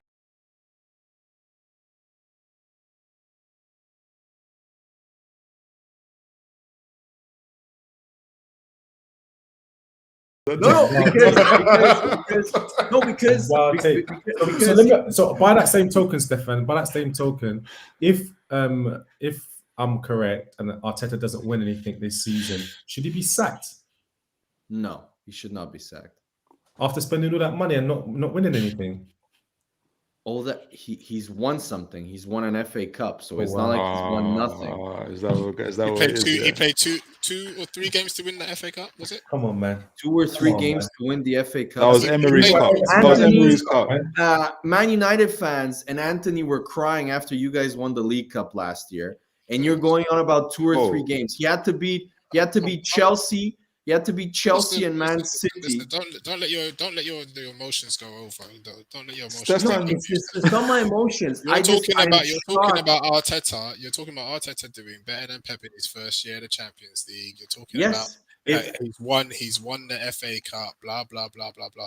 The truth of the matter is, by your same token, if you're comparing the first season in the Champions League to Pep's first season in the Champions League, then Gokes' question is a very good one, because if he wins nothing, he's been there for 5 seasons, spent £700 million and won an FA Cup. By anybody's standards, that's terrible. Your comparison with the first, that's why Ash put up that hell to the now thing, because your comparison was complete nonsense. Okay, it's fine. It's like, first of all, it's not £700 million, it's 595. I just want to point that out. That's another little myth that the media people go on. The same way. No. Arteta. Go and check. 595 million. 680 million pounds. It's not 680. I mean, one guy. You might know better than Google, but I'm going. Okay, well, there was this. Okay, there was this Arsenal journalist who did a whole analysis on it, and it wasn't 700 million. It was around 600. Arsenal journalist, yeah. I don't know. Stefan, you're the type of guy, a girl compliments you, says you're looking great, you're the type of guy to say, yeah, I'm looking better than you, aren't I? Like, just take the compliment, bro. I will. But first of all, I just, because if Arsenal don't lose, it's these moments that people clip when they say, oh, but we had a better season than Pep had in his first year. Better European League run than. Oh, there's about 2 players that make it into Arsenal from Real Madrid. This is the stuff they pull out. I did it. First of all, the Real Madrid thing, that was ridiculous. But it is a fact. If Arsenal do get to the semifinals of the Champions League, they would have done better than Pep Guardiola did. Not only who was in your group? Who was in? Okay, if you had PSG, we knocked out first. AC Milan in your group, how would you have done? You had First of all, the group I'm talking. Look at the teams that Man City got knocked out in their first 3 to 4 years. They got knocked out by Lyon, they got knocked out by Monaco, and they got knocked out by, I think, Spurs. So come on. Don't give me the weakness of the you nearly got knocked out by Porto. To say what? You say all that to say what? That Arteta's better than Pep. So no, I'm not saying. I'm saying that people try and find. No. I'm not saying he's better than Pep. I'm just saying that people need to have a little bit of perspective. Come on, let's hold hands together. Brother. Okay. What's that? No, it's so much easier to criticize Arteta and say he has to win the league. Tell me, when have I ever heard that ever from Jurgen Klopp? No, what I hear is Jurgen Klopp finishes second, and what I hear is, oh, Jurgen Klopp can't compete with Man City, they're too good. Why don't we hear the same shit about Arteta? Why don't we hear Liverpool, he's up against Klopp and Pep? Why you keep on saying tomorrow? No, I'm not. Why is there always a different narrative for Jurgen Klopp? Okay, compared to Mikel Arteta. Let me answer that question because answer it, Goats. Please tell me. I'll answer it. On the road to trying to win the league, Jurgen Klopp's getting to finals. He's winning trophies and losing on his own. finals. What? And losing finals. Yeah, he lost 2 of them and he won 1 of them, bro. Come on. Okay, so he's lost more finals. He's lost more finals. So what? Yeah, okay. No, but hold on. So every manager that's been in the Champions League, right? Maybe they haven't got to the final. They've lost at some point. Yeah. But he's just lost last. So let's put it that way, right? So he's become a runner-up.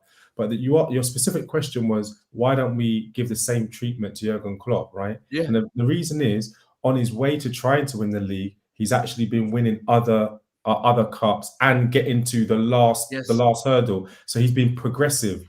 Arteta's not been progressive. Arteta's been regressive. We haven't seen him in.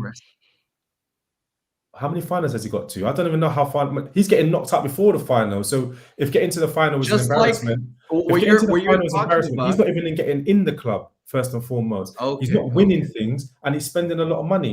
So there's a massive difference.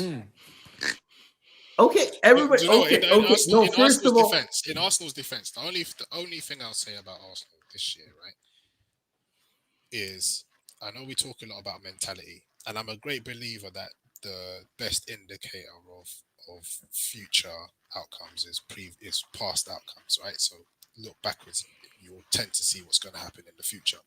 But one thing I would say about Arsenal this year is that there are games that they would have lost last year that they are winning this year. Yeah. And that to me is what is in Arsenal's favour. There's games where they're losing or they're drawing and they're managing to get a goal in like the 89th minute and just see it through, or they're managing to get a goal in injury time or something like that. And that mentality last year, they would have lost those games or dropped those points.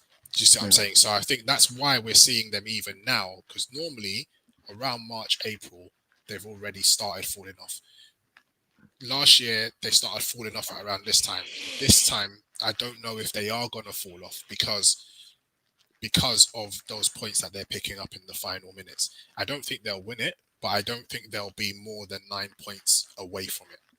Do you see what I mean? So that is progress that Arteta is making. And that's why, for me, he needs to stay. I've got something important to ask you, though. Like, is Gareth Southgate the man to take Man United forward? Yo, is that the time? It's Southgate. Can I ask something? As not a British fan, like I know England don't play the best, but does Gareth Southgate get a bad rap? Like, let's be honest. I know he hasn't won. But which manager, especially in England, in the last 30 years, has gotten England to consistently like I would say challenge for World Cups, like in terms of not go out of the group stages or go out to Iceland, like I remember 10 years ago. He's the Arteta of international football.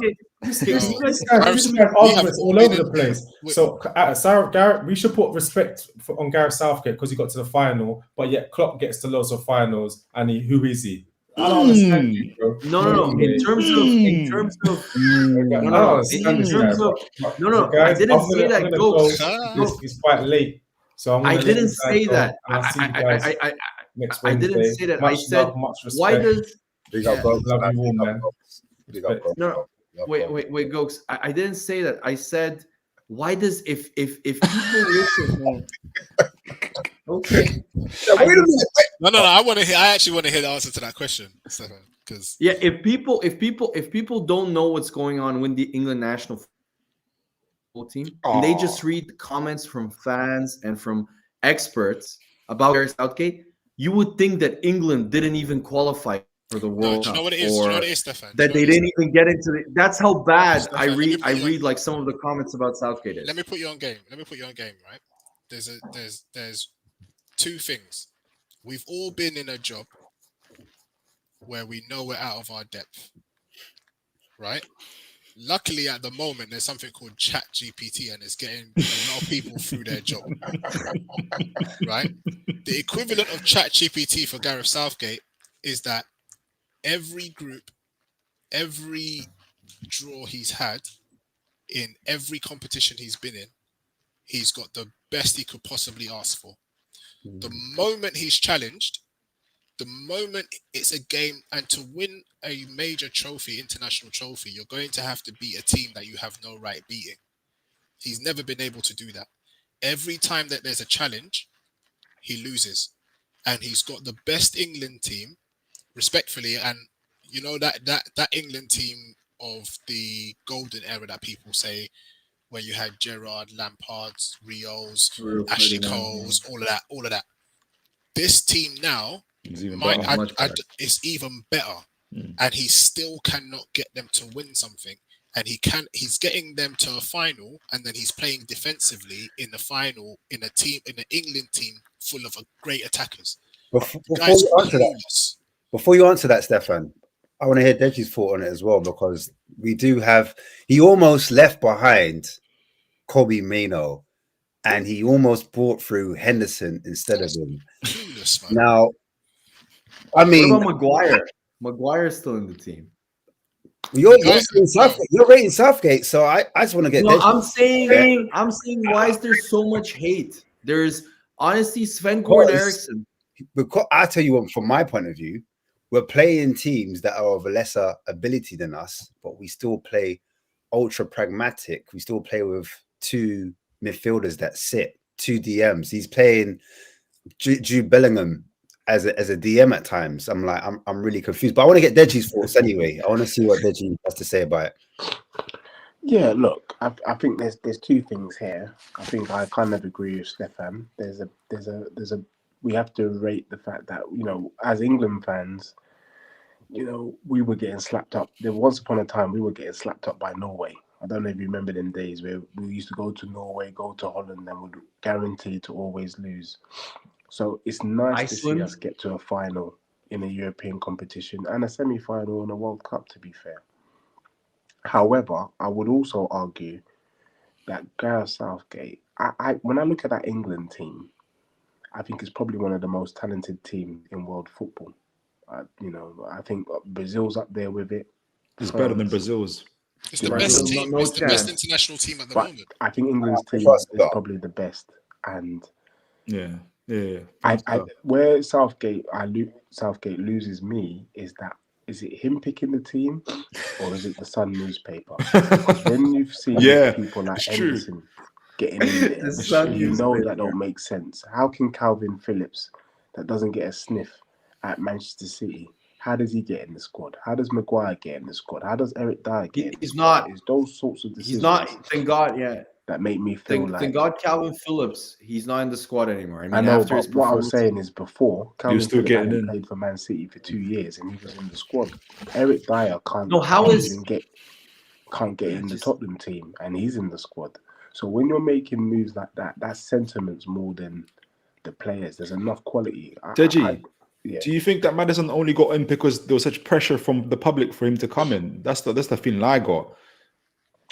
Yeah, because look, Maddison had a blistering start to this season that everyone said he has to get in, and that's the problem.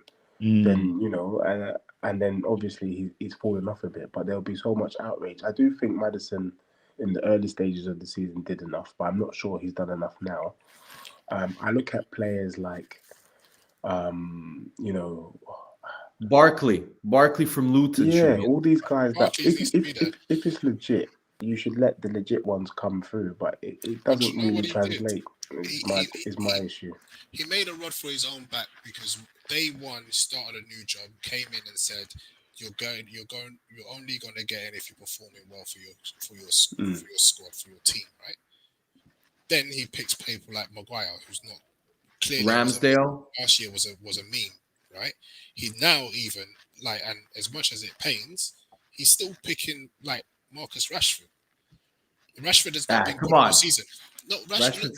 To be fair, Rashford has not been good all season. He had one good game on Sunday, but he's been actual terrible this season. Do you go on form of England form, or do you go on club form? You have to go on club form. Because I feel like some of these players that he's picking, they perform for England, and I think he trusts those players, and that's the reason why he picks them. But Sterling should be in the squad. But yeah, no, Sterling. But no, off form, from what he's saying, it's kind of right. I don't think he should be in there. But that's what I think. Southeast the reason why I don't really rate him, because it's like I'm surprised he hasn't made Henderson captain over Kane. And no, I'm being honest, man. I've been serious, because if you check it, Henderson club form, he's Liverpool's all-time captain, isn't he? No, but Henderson, if you guys are reading Dutch media reports on Henderson, he's been supposedly really bad for Ajax. Like he hasn't been doing well, and especially go on. Yeah, but I think you guys are missing the fact that he still needs to keep a good core of players, and I think the reason why he's so, I would agree with you. Some of his selections are just puzzling to me. But I think he's still, in order to create chemistry, he has limited amount of time as an international coach. So if you keep interchanging players based on form, so like one camp Watkins comes in and Tony is out, another camp Tony is in and you can't create any sort of synergy within the camp. And I think the biggest thing that he did, which I respect, because in terms of just what I saw from my own opinion, is that he tried to create a culture in which the players actually that came to England, that came to play to the England camp, appreciated that they were playing for England. I thought you guys named the actual golden generation of the Rio Ferdinands, the Steven Gerrards. If you read any of their books, I've read Steven Gerrard's autobiography. Going to those England camps, it was very, very split. It was like, Liverpool versus Man United, Arsenal versus Man United. And I think what Gareth Southgate did was he really broke up that culture, that tribalist culture that comes from the Prem. Yeah, and it shows. I would love to agree with that, but I ain't buying it. I ain't buying it. What I mean, the truth of the matter is, football's just different. Yeah, back in the day, Gary Neville is it, and Roy Keane are in the thingy-bob and in the tunnel, and them man are arguing with Arsenal players. Do you get what I'm saying? There's no swapping of shirts. There's no these men now. They're all just bedrooms. They're all just friends that play. I ain't giving that to Gareth Southgate. And it shows. Magical atmosphere. These men are just bedrooms. And it shows. No, but Young, that's not true, because I remember. I think it was at Gareth Southgate's first year in his tenure. If you remember, the Liverpool-Man City rivalry was at its height.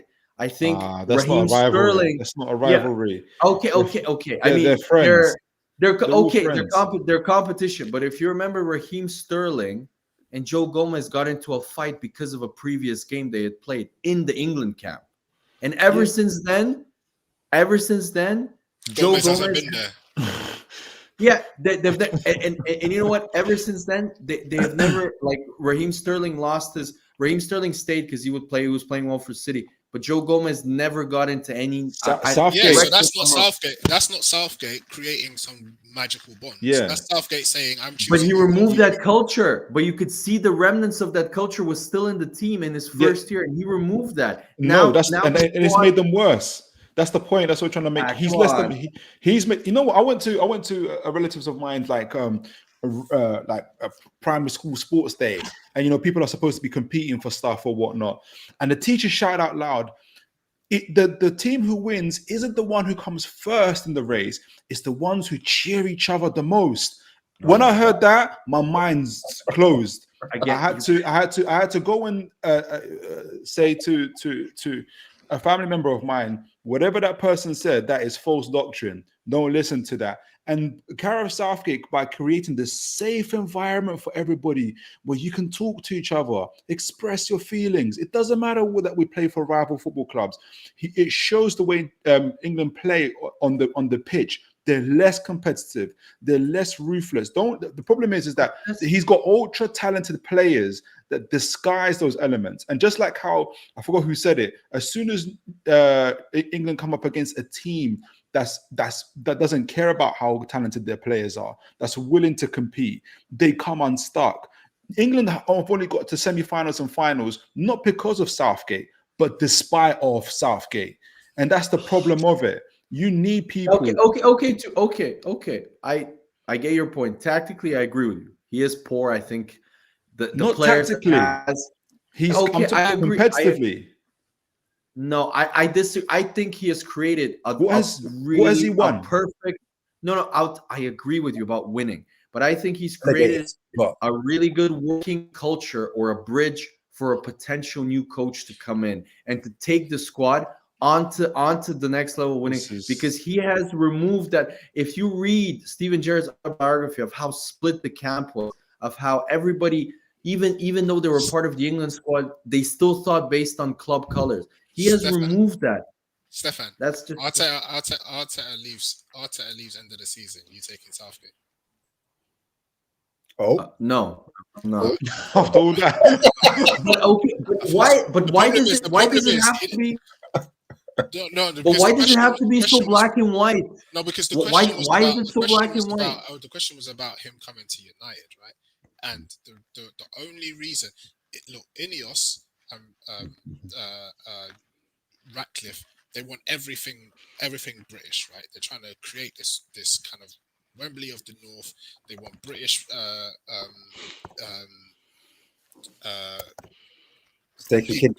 behind the scenes and all of that, and taxpayer money as well, and British taxpayers' money. I don't see anything wrong with that, right? But when you're overlooking managers that are way better, so that you can be linked with the likes of Gareth Southgate and Graham Potter and that, like, come on, man. Like it's Southgate, for me, has done a decent job at England, and he's had the best tools and the best pick of the drawers every step of the way, and still hasn't managed to win anything. If he doesn't win the Euros, he's got to go. But I hope he stays, because hopefully he's unavailable for United. Yeah, I think he's okay. He hasn't won anything. England haven't won anything since the 60s, Yums. Like, come on, like, have some perspective a little bit. He's gotten closer than Sven-Goran Eriksson. He's gotten closer than Paul Gascoigne's team in the 1990s, I think. I know. I'm not saying he's the perfect coach or he's good enough for Man United. I just think the amount of hate that he gets for me, although I don't like his football, I agree, is a bit, far-fetched. Like, I get it. I like, for example, look at Germany. Germany are a complete mess. They fired like 2 coaches in a row. They won the World Cup. When they won the World Cup, like in the last 10, 15 years? Yeah, they won a World Cup in 2014, but in the last 2 World Cups, they have been knocked out of the group stages. They're in a complete crisis. But this is the point. This is the point. Never have we seen all the big titans of international football this crap. Yeah. Those teams that you're talking about, where the managers didn't get as close as Gareth Southgate, these men were playing against West Germany when it was West Germany, big German sides, big Brazilian sides, big Spanish side. Remember that Spanish team? Brazil, I agree. I will agree with Brazil. Remember that Spanish team that won everything back to back? Yeah, Do you know what I'm saying? Gareth Southgate has had none of that. The international giants are crap. He's drawing. No, France is not crap. France is not crap. France has been good, but I would even argue right now, pound for pound, England are better than France. Player for player, better than France. I would agree. I would agree with that. This is why I say last chance saloon for Gareth Southgate. You're going in. He's officially bookies' favourite. You're going into this European tournament with the best players. With international giants are rubbish. There's only one international giant that is even anywhere near you in terms of players in this tournament. France. If you do not win it, please do not find yourself in Manchester. Don't do it. Okay. If he doesn't win a tournament that England have never won, you have never won a Euros in your history, and Gareth Southgate has to win it. Because first of all, you look at some of the teams. Netherlands, in my opinion, are going to have the best, the deepest defense in the world. I think they have 8 or 9 center backs that are potentially world class. Their defense is crazy in terms of the options that they're going to have. But they're not going to score a goal, though, are they? Okay. But still, Netherlands don't have such a bad team as people make it out to be. France is France. They always have amazing players. Italy, you don't know what time. Italy might not even qualify for the Euros, or they might win it. You never know. We played Italy in the finals of the last one, right? Mm-hmm. Yeah. Right? Okay. Yeah. And they won. He went defensively, even though Italy had man with like walking sticks playing centre back. Okay. If you fire, what's going on here? Okay. If I just want to ask, I'm intrigued by all the British guys on the panel. If you fire Southgate, who are you hiring? Right now, I would fire Southgate right now and go and as the next coach and say Jose Mourinho. I beg of you. Really? You hate defensive football. You hate shitty football, but you want to hire Jose Mourinho because do you know what? If we're going to play defensive, let's play defensive and win. Jose Mourinho plays defensive and win. Apparently they're talking to Eddie Howe, but I don't know about that. We'll see. I think Eddie Howe would be an absolute amazing. How do you feel about that? Two tactics. How would you feel about that? Like, if you lost your manager and you've already lost a scouting chief. Yeah. Oh yeah, sports director, and we had a data analyst as well.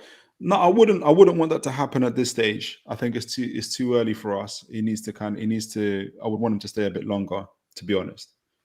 Yeah. No, but what are I haven't heard any rumors of Eddie Howe being fired. Like, what are your thoughts? Like, I think it would be really harsh to fire Eddie Howe. No, I don't think he's under pressure. We talked about injuries earlier on, and by the way, Sven Botman is out for the next 9 months. I read. ACL. Will it be? People saw the injury table. I think second is Man United to us, and we're 4. They did it in days. We're like 300-400 days ahead of Man United in terms of days out. And so that's just what's happened. It's been an awful season for injuries, and I think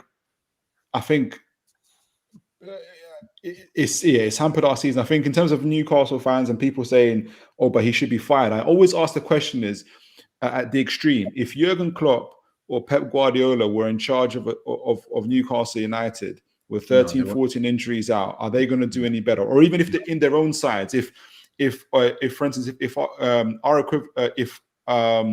Guardiola had Rodri out for 4 or 5 months, had these players out for if Liverpool had Alisson out for 5 months, we've got Pope is out until God knows when, as well. That was huge. It's going to impact teams hugely. It doesn't matter how good the manager is, and so I still rate Howe. I think he's still if he doesn't win things for us, I think he's certainly the person to lay the foundation, and we're still laying the foundation for the team. No, the only person I would think that could do better than Eddie Howe probably in this position, and I know he would be Rafa Benitez. He would maybe do a bit better based on based on how pragmatic he is. But I just think it would be super harsh. I would love Eddie Howe as the England coach, because England, I think, would play to their strengths. Klopp for England. Or Klopp. That would be crazy. Yeah, that would be amazing. Crazy. That would be crazy. Klopp. Stefan, I want to ask you a question though about quickly just on Arsenal, because I've seen how Ben White has recently ejected himself out of the England team, and it feels like a trend as well, because I'm seeing Gabriel all of a sudden as well. He's pulled up injured. Do you think Arteta's having a word with them and saying, "Look, for sure, forget your country"? But Ben White's got beef with Southgate, though. I think. No.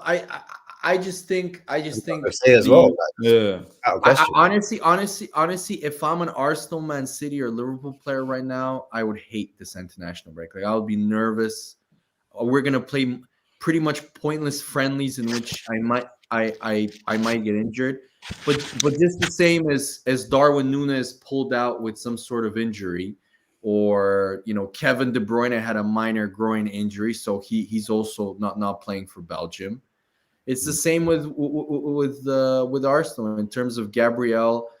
I mean, Arsenal have had a pretty touchy relationship with the Brazilian FA, so I really do believe he's injured, because the Brazilian FA, I think we had a dispute with them over Gabriel Jesus.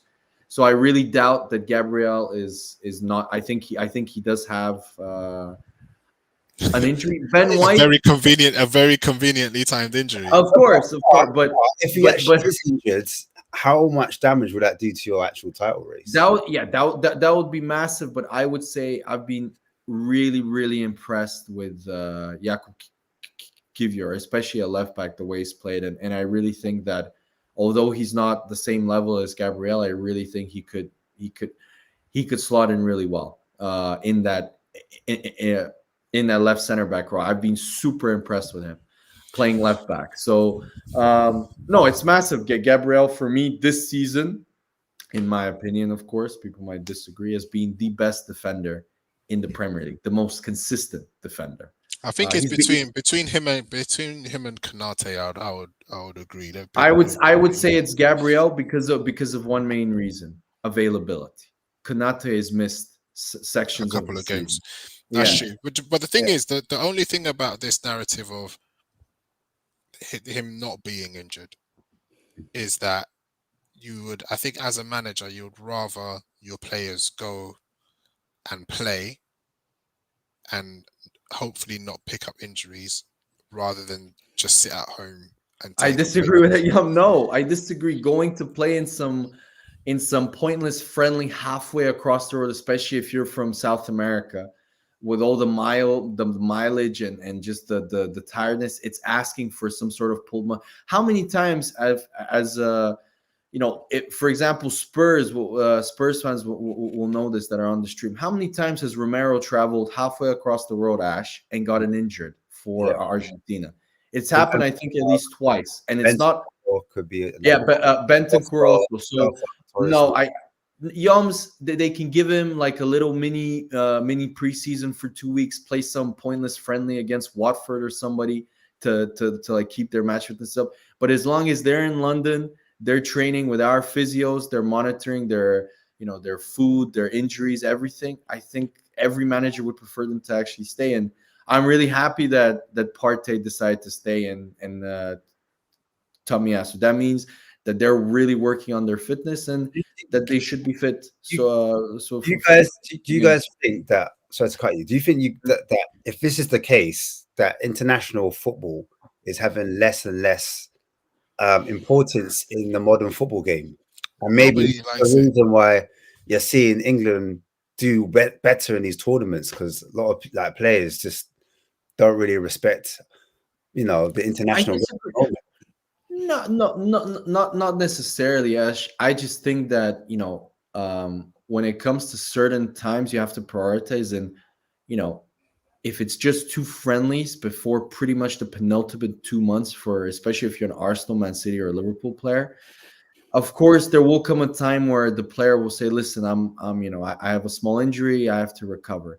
If it's a European qualifier or a South American qualifier like Brazil against Argentina, I really doubt that, you know, Neymar or Cristiano Romero or any of the Argentinian or Brazilian players they'll probably even play injured. You know, Tomiyasu is one example. Tomiyasu went to the Asian Cup. He went to the Asian Cup injured. He played and then came back injured. So Tomiyasu sacrificed his body so he can play for Japan in the Asian Cup. You know, that tells me that, you know, certain players still value I think the players still value it. I just think for fans it's trash. International football is such trash for fans now that unless it's an actual tournament, and then even then we're looking at like really games are consistently they're boring. good. They're boring. You know, they're boring in the early rounds, and then when it starts getting to the quarters and the semis and stuff, that's when games start getting exciting. And that, unless you've got like the group of death or a really good group, but international football in general, when you're watching these friendlies I don't even know how the qualifiers work anymore with this World Club, whatever it's called. What's the tournament called? The Nations League. The Nations League. It's all trash. It's just garbage. No, the problem is the African Nations Cup was dope. But yeah, it was. But I think what Yoms also identified is the issue with why international football is becoming less attractive. It's becoming less attractive for two main reasons. The Nations League has much more games, so it's become much more saturated. So international football doesn't have the same appeal as club football. So putting more games, in my opinion, makes it even less like attractive to fans, because they have to follow it more in terms of to understand the format, to get what is the point of this like mini tournament that they have, like a semifinal and a final. Does anybody care if the fact Spain won the actual Nations League? Like, nobody cares. And I think that's the issue. And the second issue is the fact that there's more games now makes players value international football less, because they're like, I'm getting paid by my club. If I play more games for my national team, I risk getting injured. So I don't want to play some pointless game, some friendly against the Faroe Islands, which nobody will give a shit about. And I'll get injured because we're going to play away on some plastic pitch. That's why I think a lot of the kind of the fame around international football is dying. It's because of UEFA, especially, and their desperation to actually, and FIFA too, their desperation to host as many matches as possible and make as much money as possible, instead of looking after the actual quality of the game. I just want to pivot away from this international talk for a second, and this is the last point I'm going to round up, because we've babbled on, we've waffled on for 2 hours plus. But the Chelsea allegations, are you guys aware of it? Do you know what's going on? Apparently, Chelsea and Man City have been threatened to be expelled from the league. It's not the first time we've heard that. So now with Chelsea, it's a different matter. So it's not just FFP that they're dealing with. It's also from the Roman Abramovich era, where he's actually had some dodgy transfer dealings or some questionable transfer dealings. Really? Yeah, questionable transfer dealings that they're now looking into. Chelsea, to me, at the moment, they're looking a bit shaky, because they've actually admitted, unlike Man City, said, look, we've broken some FFP rules. We're not saying we're not guilty. Come and have a look at our accounts. They're trying to cooperate as much as they can and get into bed with the Premier League, because they know an independent body is looking into this as well. Obviously, Abramovich had trouble with Russia, and he's been extradited out of the country. Does anyone think that it is possible that Chelsea will have to sell crazy, because they put their players on 8-year contracts, and they were using that, hoping that they will get into Champions League? Now, they didn't get into Champions League last season, but also it doesn't look like they're getting into Champions League this season. And now they've got a £200 million shortfall in their accounts, where they need to make it up somehow, but they can't. Does anyone think that Chelsea are in the mud? I think you explained it really well, Ash. Yeah, exactly. I think there is the Abramovich stuff, which I think, because they cooperated, and they're likely to get something very, very light. And then there's obviously this stuff where they got to make up the shortfall. And I think they tried to make it up in the last transfer window with trying to push Conor Gallagher out, but they couldn't. And now teams know they need to sell players, well, who's going to buy Brozier for 40, 50 million? Nobody. 15, 20 million max, if anything, or even push it. You need to sell it. So that's the thing. Are they going to make the shortfall? But I do think going back to and this is the problem I think folks maybe forget about how Todd Bowley and others actually own Chelsea. It's not because Abramovich wanted to sell them, but he was forced to sell them. And that the whole kind of thing behind that seems to be a whole lot of shadiness. Even how Mudryk got sold to Chelsea in the first place when he was about to go to Arsenal was a whole other kind of situation at all. So I don't even think that even if I'm almost of the mindset, because of the foundations of how Chelsea got bought in the first place, of the government being involved, then even if they are guilty of it, I think they, in terms of breaching FFP or whatnot, not even to do with Abramovich stuff, but to do with the shortfall, I don't think they're going to get expulsion out of the league. I think there'll be some guy that walks into the room and some diplomatic community conversations are going to start happening. And then people will say, oh, okay, we'll just give you a fine that'll be easy to pay off. And he walks out the room again. I think Man City's different. Again, different politically and in other reasons as well. Where Man City is, from what I can hear, and essentially they're putting the middle finger up to the Premier League and the FA and saying, we're going to drag this on for as long as we want. You can't come into our house. And it's what the FA trying to do, Man City, is the equivalent of the police coming to your door without a search warrant saying, we want to search the house. We think you've breached something. We don't like this or that. And Man City are saying, Banda, you go get your search warrant. We're not going to let you do this. And so the Premier League again, then that's where the tension, that's where the anger is coming from. And now they're forcing it where they have to see their accounts, and they're saying, we want to see all this. Who are these companies allegedly that are, inflating sponsorship deals and whatnot? Man City swear they don't. They've kept up with the FFP and everything else. So we'll see what happens with that. So Man City, I've been saying this from day, and I just at the risk of sounding like a hater because I got a United badge on, right? Man City are the most dodgy team. I've been saying this for years. They, man, are dodgy as hell. There's no way you can tell me your stadium rights are worth that much and you can't even fill your stadium. On Champions League nights, you don't fill your stadium. On Premier League nights, you don't fill your stadium. These men don't have fans abroad, right? So where all this money and compliance with financial fair play is coming from, when they're spending 250 mil a season on left backs and right backs alone. Like, these men are definitely paying Pep off the books. His wages are low on the books, and then they've got some offshore accounts where these men are dodgy as they are the dodgiest club in the history of the Premier League. I promise you. This is what they're looking into, the offshore account. No, guys. Like, these men are dodgy. As for Chelsea, right, 8-year contracts might not be as stupid as people think. It was a gamble, but the reason they gave out 8-year contracts is because they were hoping that some of these players perform, not even necessarily just qualifying for the Champions League. But remember, they're all very young players. So they're hoping that these players perform. In 2-3 years' time, they've still got 5 years on their contract, and therefore they're worth 100 mil. Do you see what I'm saying? So it was a gamble that doesn't look like it's paid off for many of the players, because none of the players have really performed.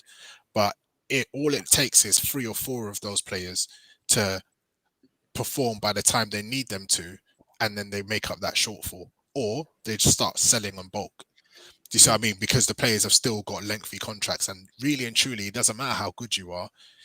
I mean, unless you're Harry Kane. The players aren't happy. No, I strongly disagree. I think Chelsea are by far, from what I have read in terms of just looking at the payments. But let me tell you something. If you have 115 charges against you, the prosecutor that is doing that case 100% has something on them. Not something, a lot. And usually in big organizations like a Chelsea, like a Man City, where you have so much money flying around everywhere, all it takes is for 1 or 2 people to start singing.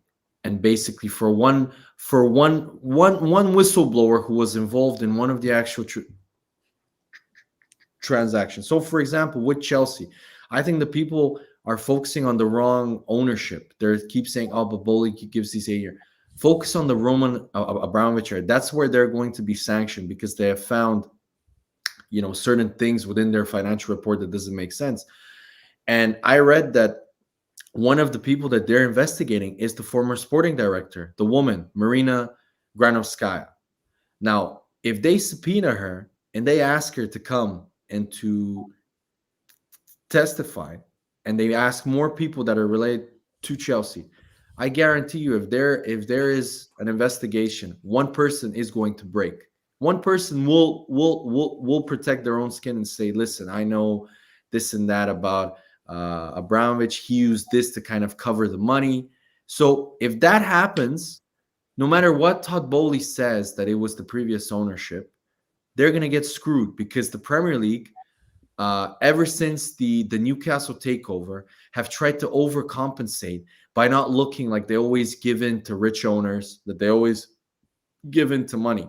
So they're going to clamp down massively as a way to kind of to give an example of how they're, a moral organization that wants fair competition. So I think from a PR perspective, I think the Premier League is going to go hard against Chelsea and Man City. And Man City, do you think? Do you think that would damage the Premier League brand by if they got expelled out of the league? Because obviously Chelsea, and Man City, I mean, not Man City, but Chelsea, they've built up some type of global brand outside of it.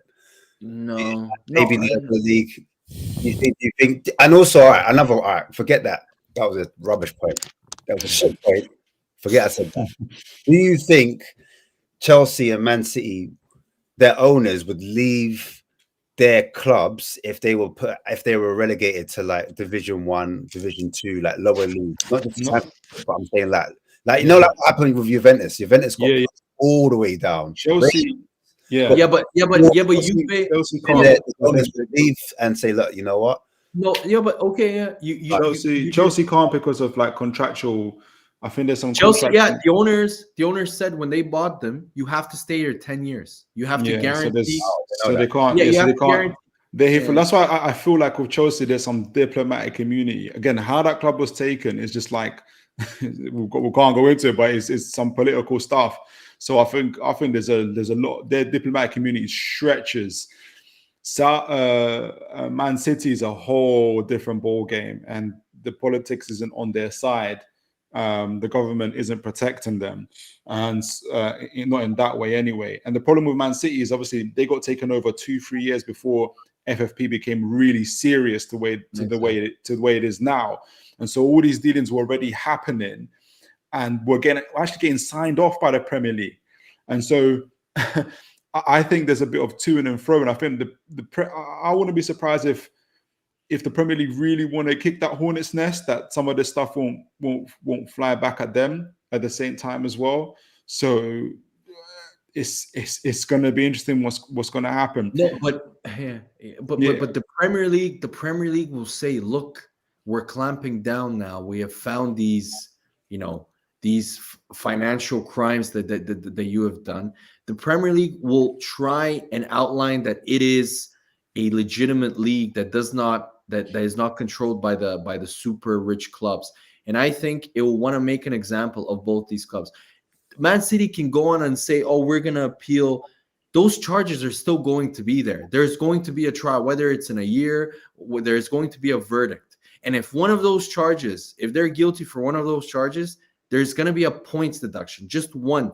Everton had one charge, and at first they got 10 points, and then it got lowered to 6. Yeah. So Nottingham Forest also. So I would be very, very concerned. And going back to what you guys said, the 8-year contracts is an absolute disaster, guys, because when you buy a player, you don't only buy a player, you buy his contract also. So every club that wants to buy an Enzo Fernandez, they'll have to pay the transfer fee and usually the remaining part of his contract. So Chelsea are pretty much hamstrung themselves in selling any of their assets that have signed those long-term contracts. Because if you look at any of those players, Enzo Fernandez's value has gone down. Every single one of those. Mudryk has gone down. Not one team is going to want to pay even close to the transfer fee. And then on top of that, pay all of his leftover years that he has in his Chelsea contract. So they're staying at Chelsea. I don't know what Chelsea are going to have to pray that Conor Gallagher and Trevor Chalobah finish really strong this year so they can make some money, because they are completely screwed if they don't make, even if they make Europa League, they're screwed. Yoms, do you think that a manager like Pep, if he was, expelled out of the league, he would want to stay on? Or do you think he would keep it moving? Like, do you reckon he would? Pep's too smart. Pep is way too smart. Pep is one of those guys. And I said this last season, right? I think Pep goes at the ending of next season. Yeah, same. This issue will drag on. They will drag this issue on for at least another year or 2 years, by which time Pep would have gone. I don't think Pep stays past another year, maybe two, the absolute maximum. No, especially, Pep is, especially if he wins the treble again this year, or wins the Champions, or does the double, or even just wins the Champions League. By the time he's won 2 Champions Leagues and all of these cups, there will just be no.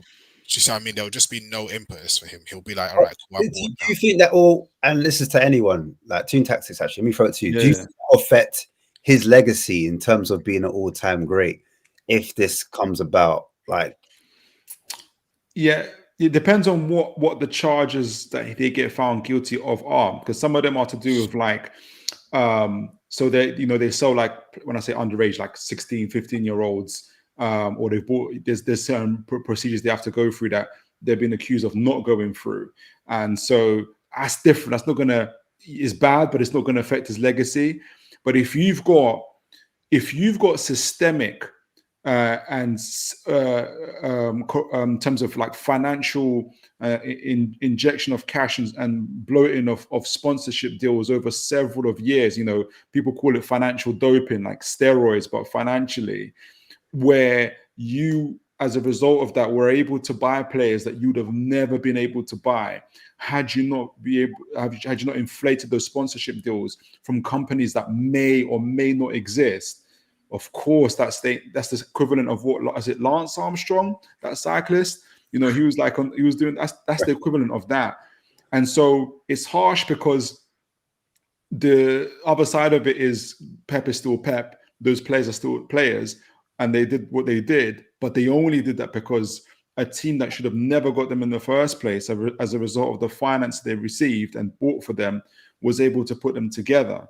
But so that's the allegation against them. Whether that will, how that would happen, I don't know. I do feel, though, for my team, is that because of Chelsea, because of Man City, they've robbed you. Is that what you're saying? The drawbridge, and top fours and stuff. I think, guys, the drawbridge has gone up. No, it's definitely like Newcastle are getting like the really like the. We're on probation. We're on tag. Yeah, they're on like. We haven't even been in court. That's how bad it is. Yeah, like Newcastle are definitely getting like enhanced due diligence big time from the Premier League. They're overly like, like looking at Newcastle. It's happening at a good time for Newcastle. This is all happening at a great. This is the great. Why do you say that? Because what it means is if you haven't started your dodgy dealings yet,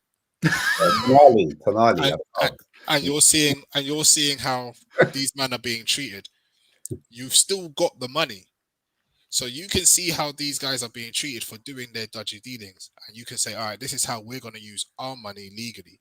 Mm-hmm. Do you get what I'm saying? If you, followed them before this, if this was happening next year and you guys have gone and bought Robinho, then you're in the same boat. You'd be in the mud, You'd be in the mud. It's happening at a perfect time for Newcastle. I don't know.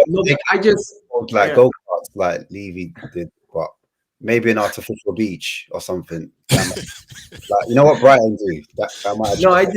I just want to point that out, because a lot of people are saying they're gonna be.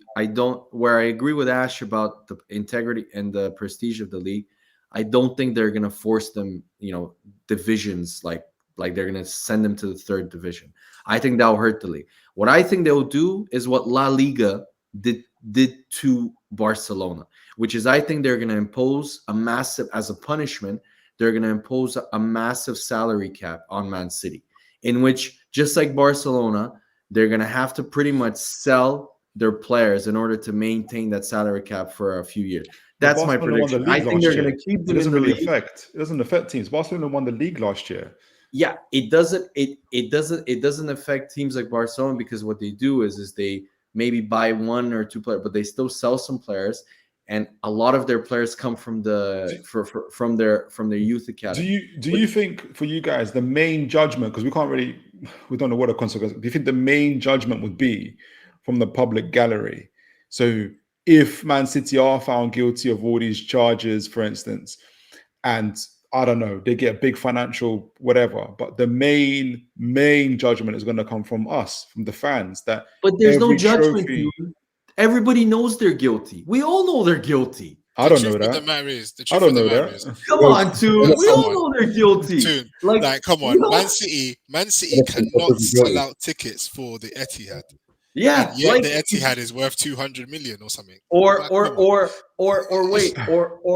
when they signed their first deal with Etihad Airlines, which coincidentally is owned by the same investment fund that owns the UAE in terms of the Abu Dhabi group, or the Abu Dhabi royal family has a stake in. The Etihad Airlines commercial deal that they signed, I think their first big, kind of on their shirts was, I think, 200% over the estimated value that some people everybody knows, even I think one of the reasons, it was even the law. It was even the rules. It's within the law, because Etihad Airlines are a legal entity that can decide in terms of on their own what they value the deal is. But how is that? But it's illegal to overvalue because but there wasn't that rule at the time. So that's why I'm saying we're very in the front of it now. So we've got a sponsorship deal with Adidas right now that's been waiting for about a year, not because the deal hasn't been done, but because the Premier League are still going over all the dots and crossing the T's and whatever. It's taken absolute ages. And I agree with you, it was inflated, but there was no rule against that. Law against it. There was no law against but that. Now there is. Signed it off. But now there is. Yeah, but now there is, and because of that, they're gonna look, and I'm sure they will find other dealings. Like, for example, the Erling Haaland deal, where supposedly his dad got paid off £30 million. Yeah, that happens. I'm sure they're gonna find all the time. That happens all the time. Listen, all I know is 113 charges. They're gonna find something, and they have found. They say, look, Ole Gunnar Solskjaer, here's your Premier League trophy. Would you accept that? Yeah. No, it's already back at the wheel. No. They're not gonna do that. But I really do think. Sorry, they're not gonna take away trophies and stuff. But I really think that they're gonna find something. I think Chelsea, for me, I think Chelsea are gonna get absolutely destroyed.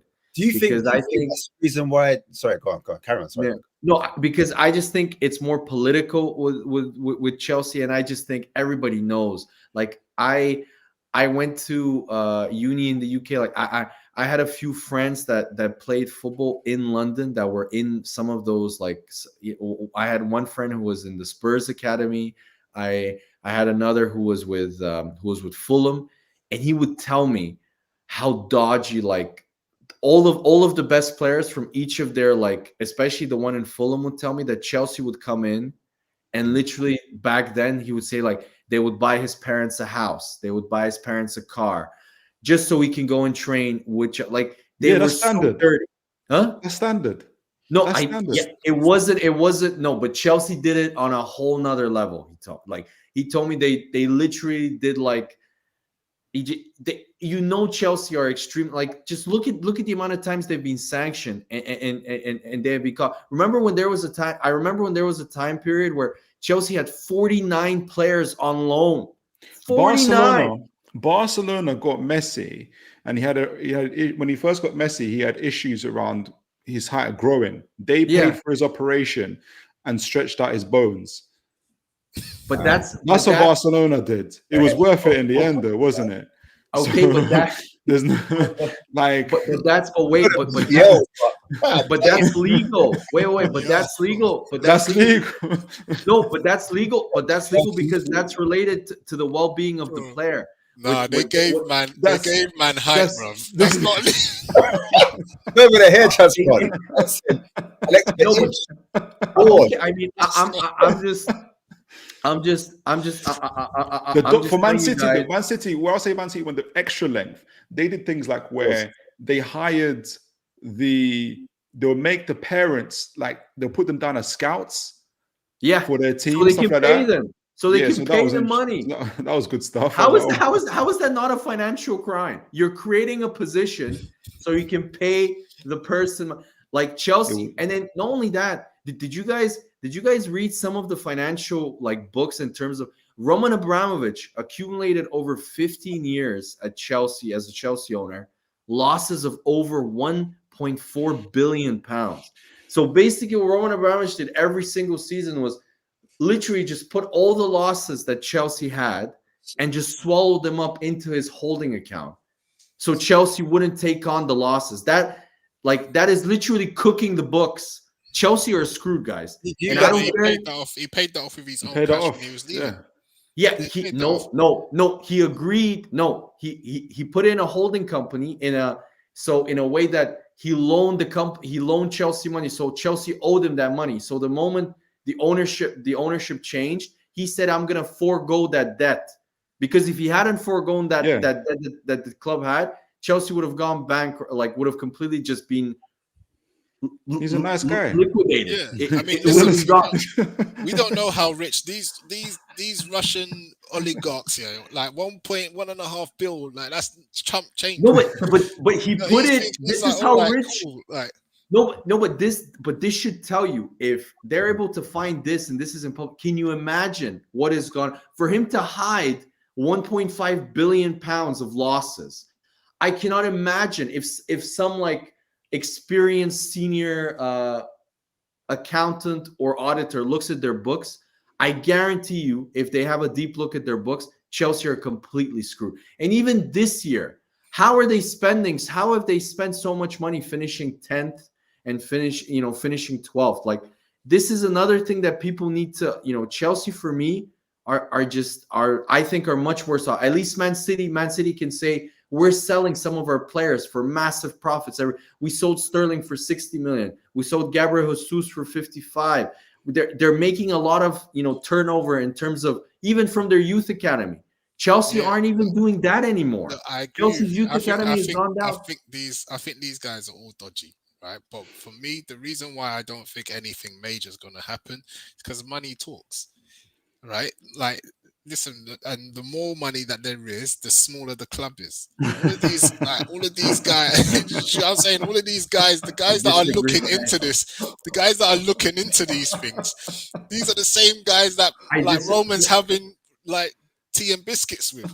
I don't think anything's going to happen. If you look at any sporting landscape, guys, American sports is a great example where the biggest example of kind of misgivings is in college sports, where back in the day, because they were amateur, everything would be under kind of the actual table. And so there would always be like a period of time where there is one great university that was really good and they were dominating. And then what would happen? They would find some scandal that, like, I'll give you one example. Like recently, the best university in like American football, they caught them. They had money laundered to pay players through a hospital. So they usually, the big dog always, if it makes the competition boring, guys, like Man City have, the Premier League or the league that the sport itself will try and balance it out. And they will find something just for the sake of, making more money. Because if one team keeps winning, like Man City, it's going to get boring. The product won't be as good. And I think from a political perspective, I think it suits the Premier League to clamp down on Man City specifically for this. So they can make it better and more competitive. But okay. So is there no way, sorry to cut you, is there no way you see Man City getting around this in terms of, and Chelsea as well? You think that's definitely going to happen? It's definitely going to go through. Chelsea, like you can tape me on. Chelsea are screwed. Like from what I read in terms of just their allegations and what they have found, and just the amount of data they have on them, I think they're screwed. The only thing that can save Man City is time, which is what you guys said. To legislate 115 charges is going to take years because they're going to appeal, they're going to go back to the courts, they're going to try everything possible to delay. However, there will be a verdict at some point. There will be. And just because they're the big dog doesn't mean they can't be taken down. Juventus were the biggest, they're the biggest Italian club. The richest Italian family owns Juventus. They got sent to Serie B because they actually got Milan also got. People forget that Juventus got sent to Serie B. Milan got sanctioned also because they were also involved. They didn't get the same type of harsh sanction, but Juventus, it happened to Juventus. If it could happen to Juventus when the Italian league was at its peak in the early 2000s, it can happen to Man City, guys. I don't know why you guys think that just because they have money, the Premier League isn't going to stop. I hope it does happen to Man City, but I just don't. I don't know. I just don't see it. And the thing is, I say I hope it does, but really and truly, we all enjoy the Premier League for how competitive it is. And on one side of me, it's like, yeah, if you've been financially dodgy as I'm sure Chelsea and Man City are, then yeah, I want you to get the sanctions, the due sanctions. But at the same time, if it's going to be at the expense of how competitive the league is, the brilliance in terms of the style of play that we're seeing and the football that we're seeing, then part of me hopes that it is a little bit not as severe as what happened to Juve and that. Do you see what I mean? Like, yeah, but I just don't see it. I just don't see them saying that you're going to be relegated, like relegating both like Man City and Chelsea. I just don't see it. But wait, guys, if anybody is interested, go on Netflix. They have a documentary on the Juve scandal and what happened. What happened was, just like with Man City, if there's 115 charges, that means they have a lot of evidence for different things. With Juve, nobody could deny it because they had phone recordings of the Juve sporting director. They couldn't. No matter how rich you are, if that gets played in court, you're done. And that's why Juve were fit. And I think if you have 115 charges, that means like you're pretty much like, yeah. For me, that means you definitely have a lot of stuff. Yeah, but some of those charges, like the length of the grass, I think why it's 115 is because it's some of them are the main charges. There's like up to between 3 and 5, and they just repeated it over the years. I think that's the headline, the Premier League. That's the problem. This is the kind of the war they're waging against each other. That 115 charges, but then if you look at the finer details of what those charges are, you realize that's 5 or 6 of them that are the really, really serious ones, but they've just been repeated over time. And so people think it's 115 like different charges for serious things like human trafficking, weapons carrying, all of this stuff. That's not what's happening with Man City. And this is like the media warfare that the Premier League is waging against Man City, and Man City are not having it. And that's part of the reason where Premier League are saying we want to see this, we want to see that, and Man City are not having it essentially. So that's where we're at. Yeah.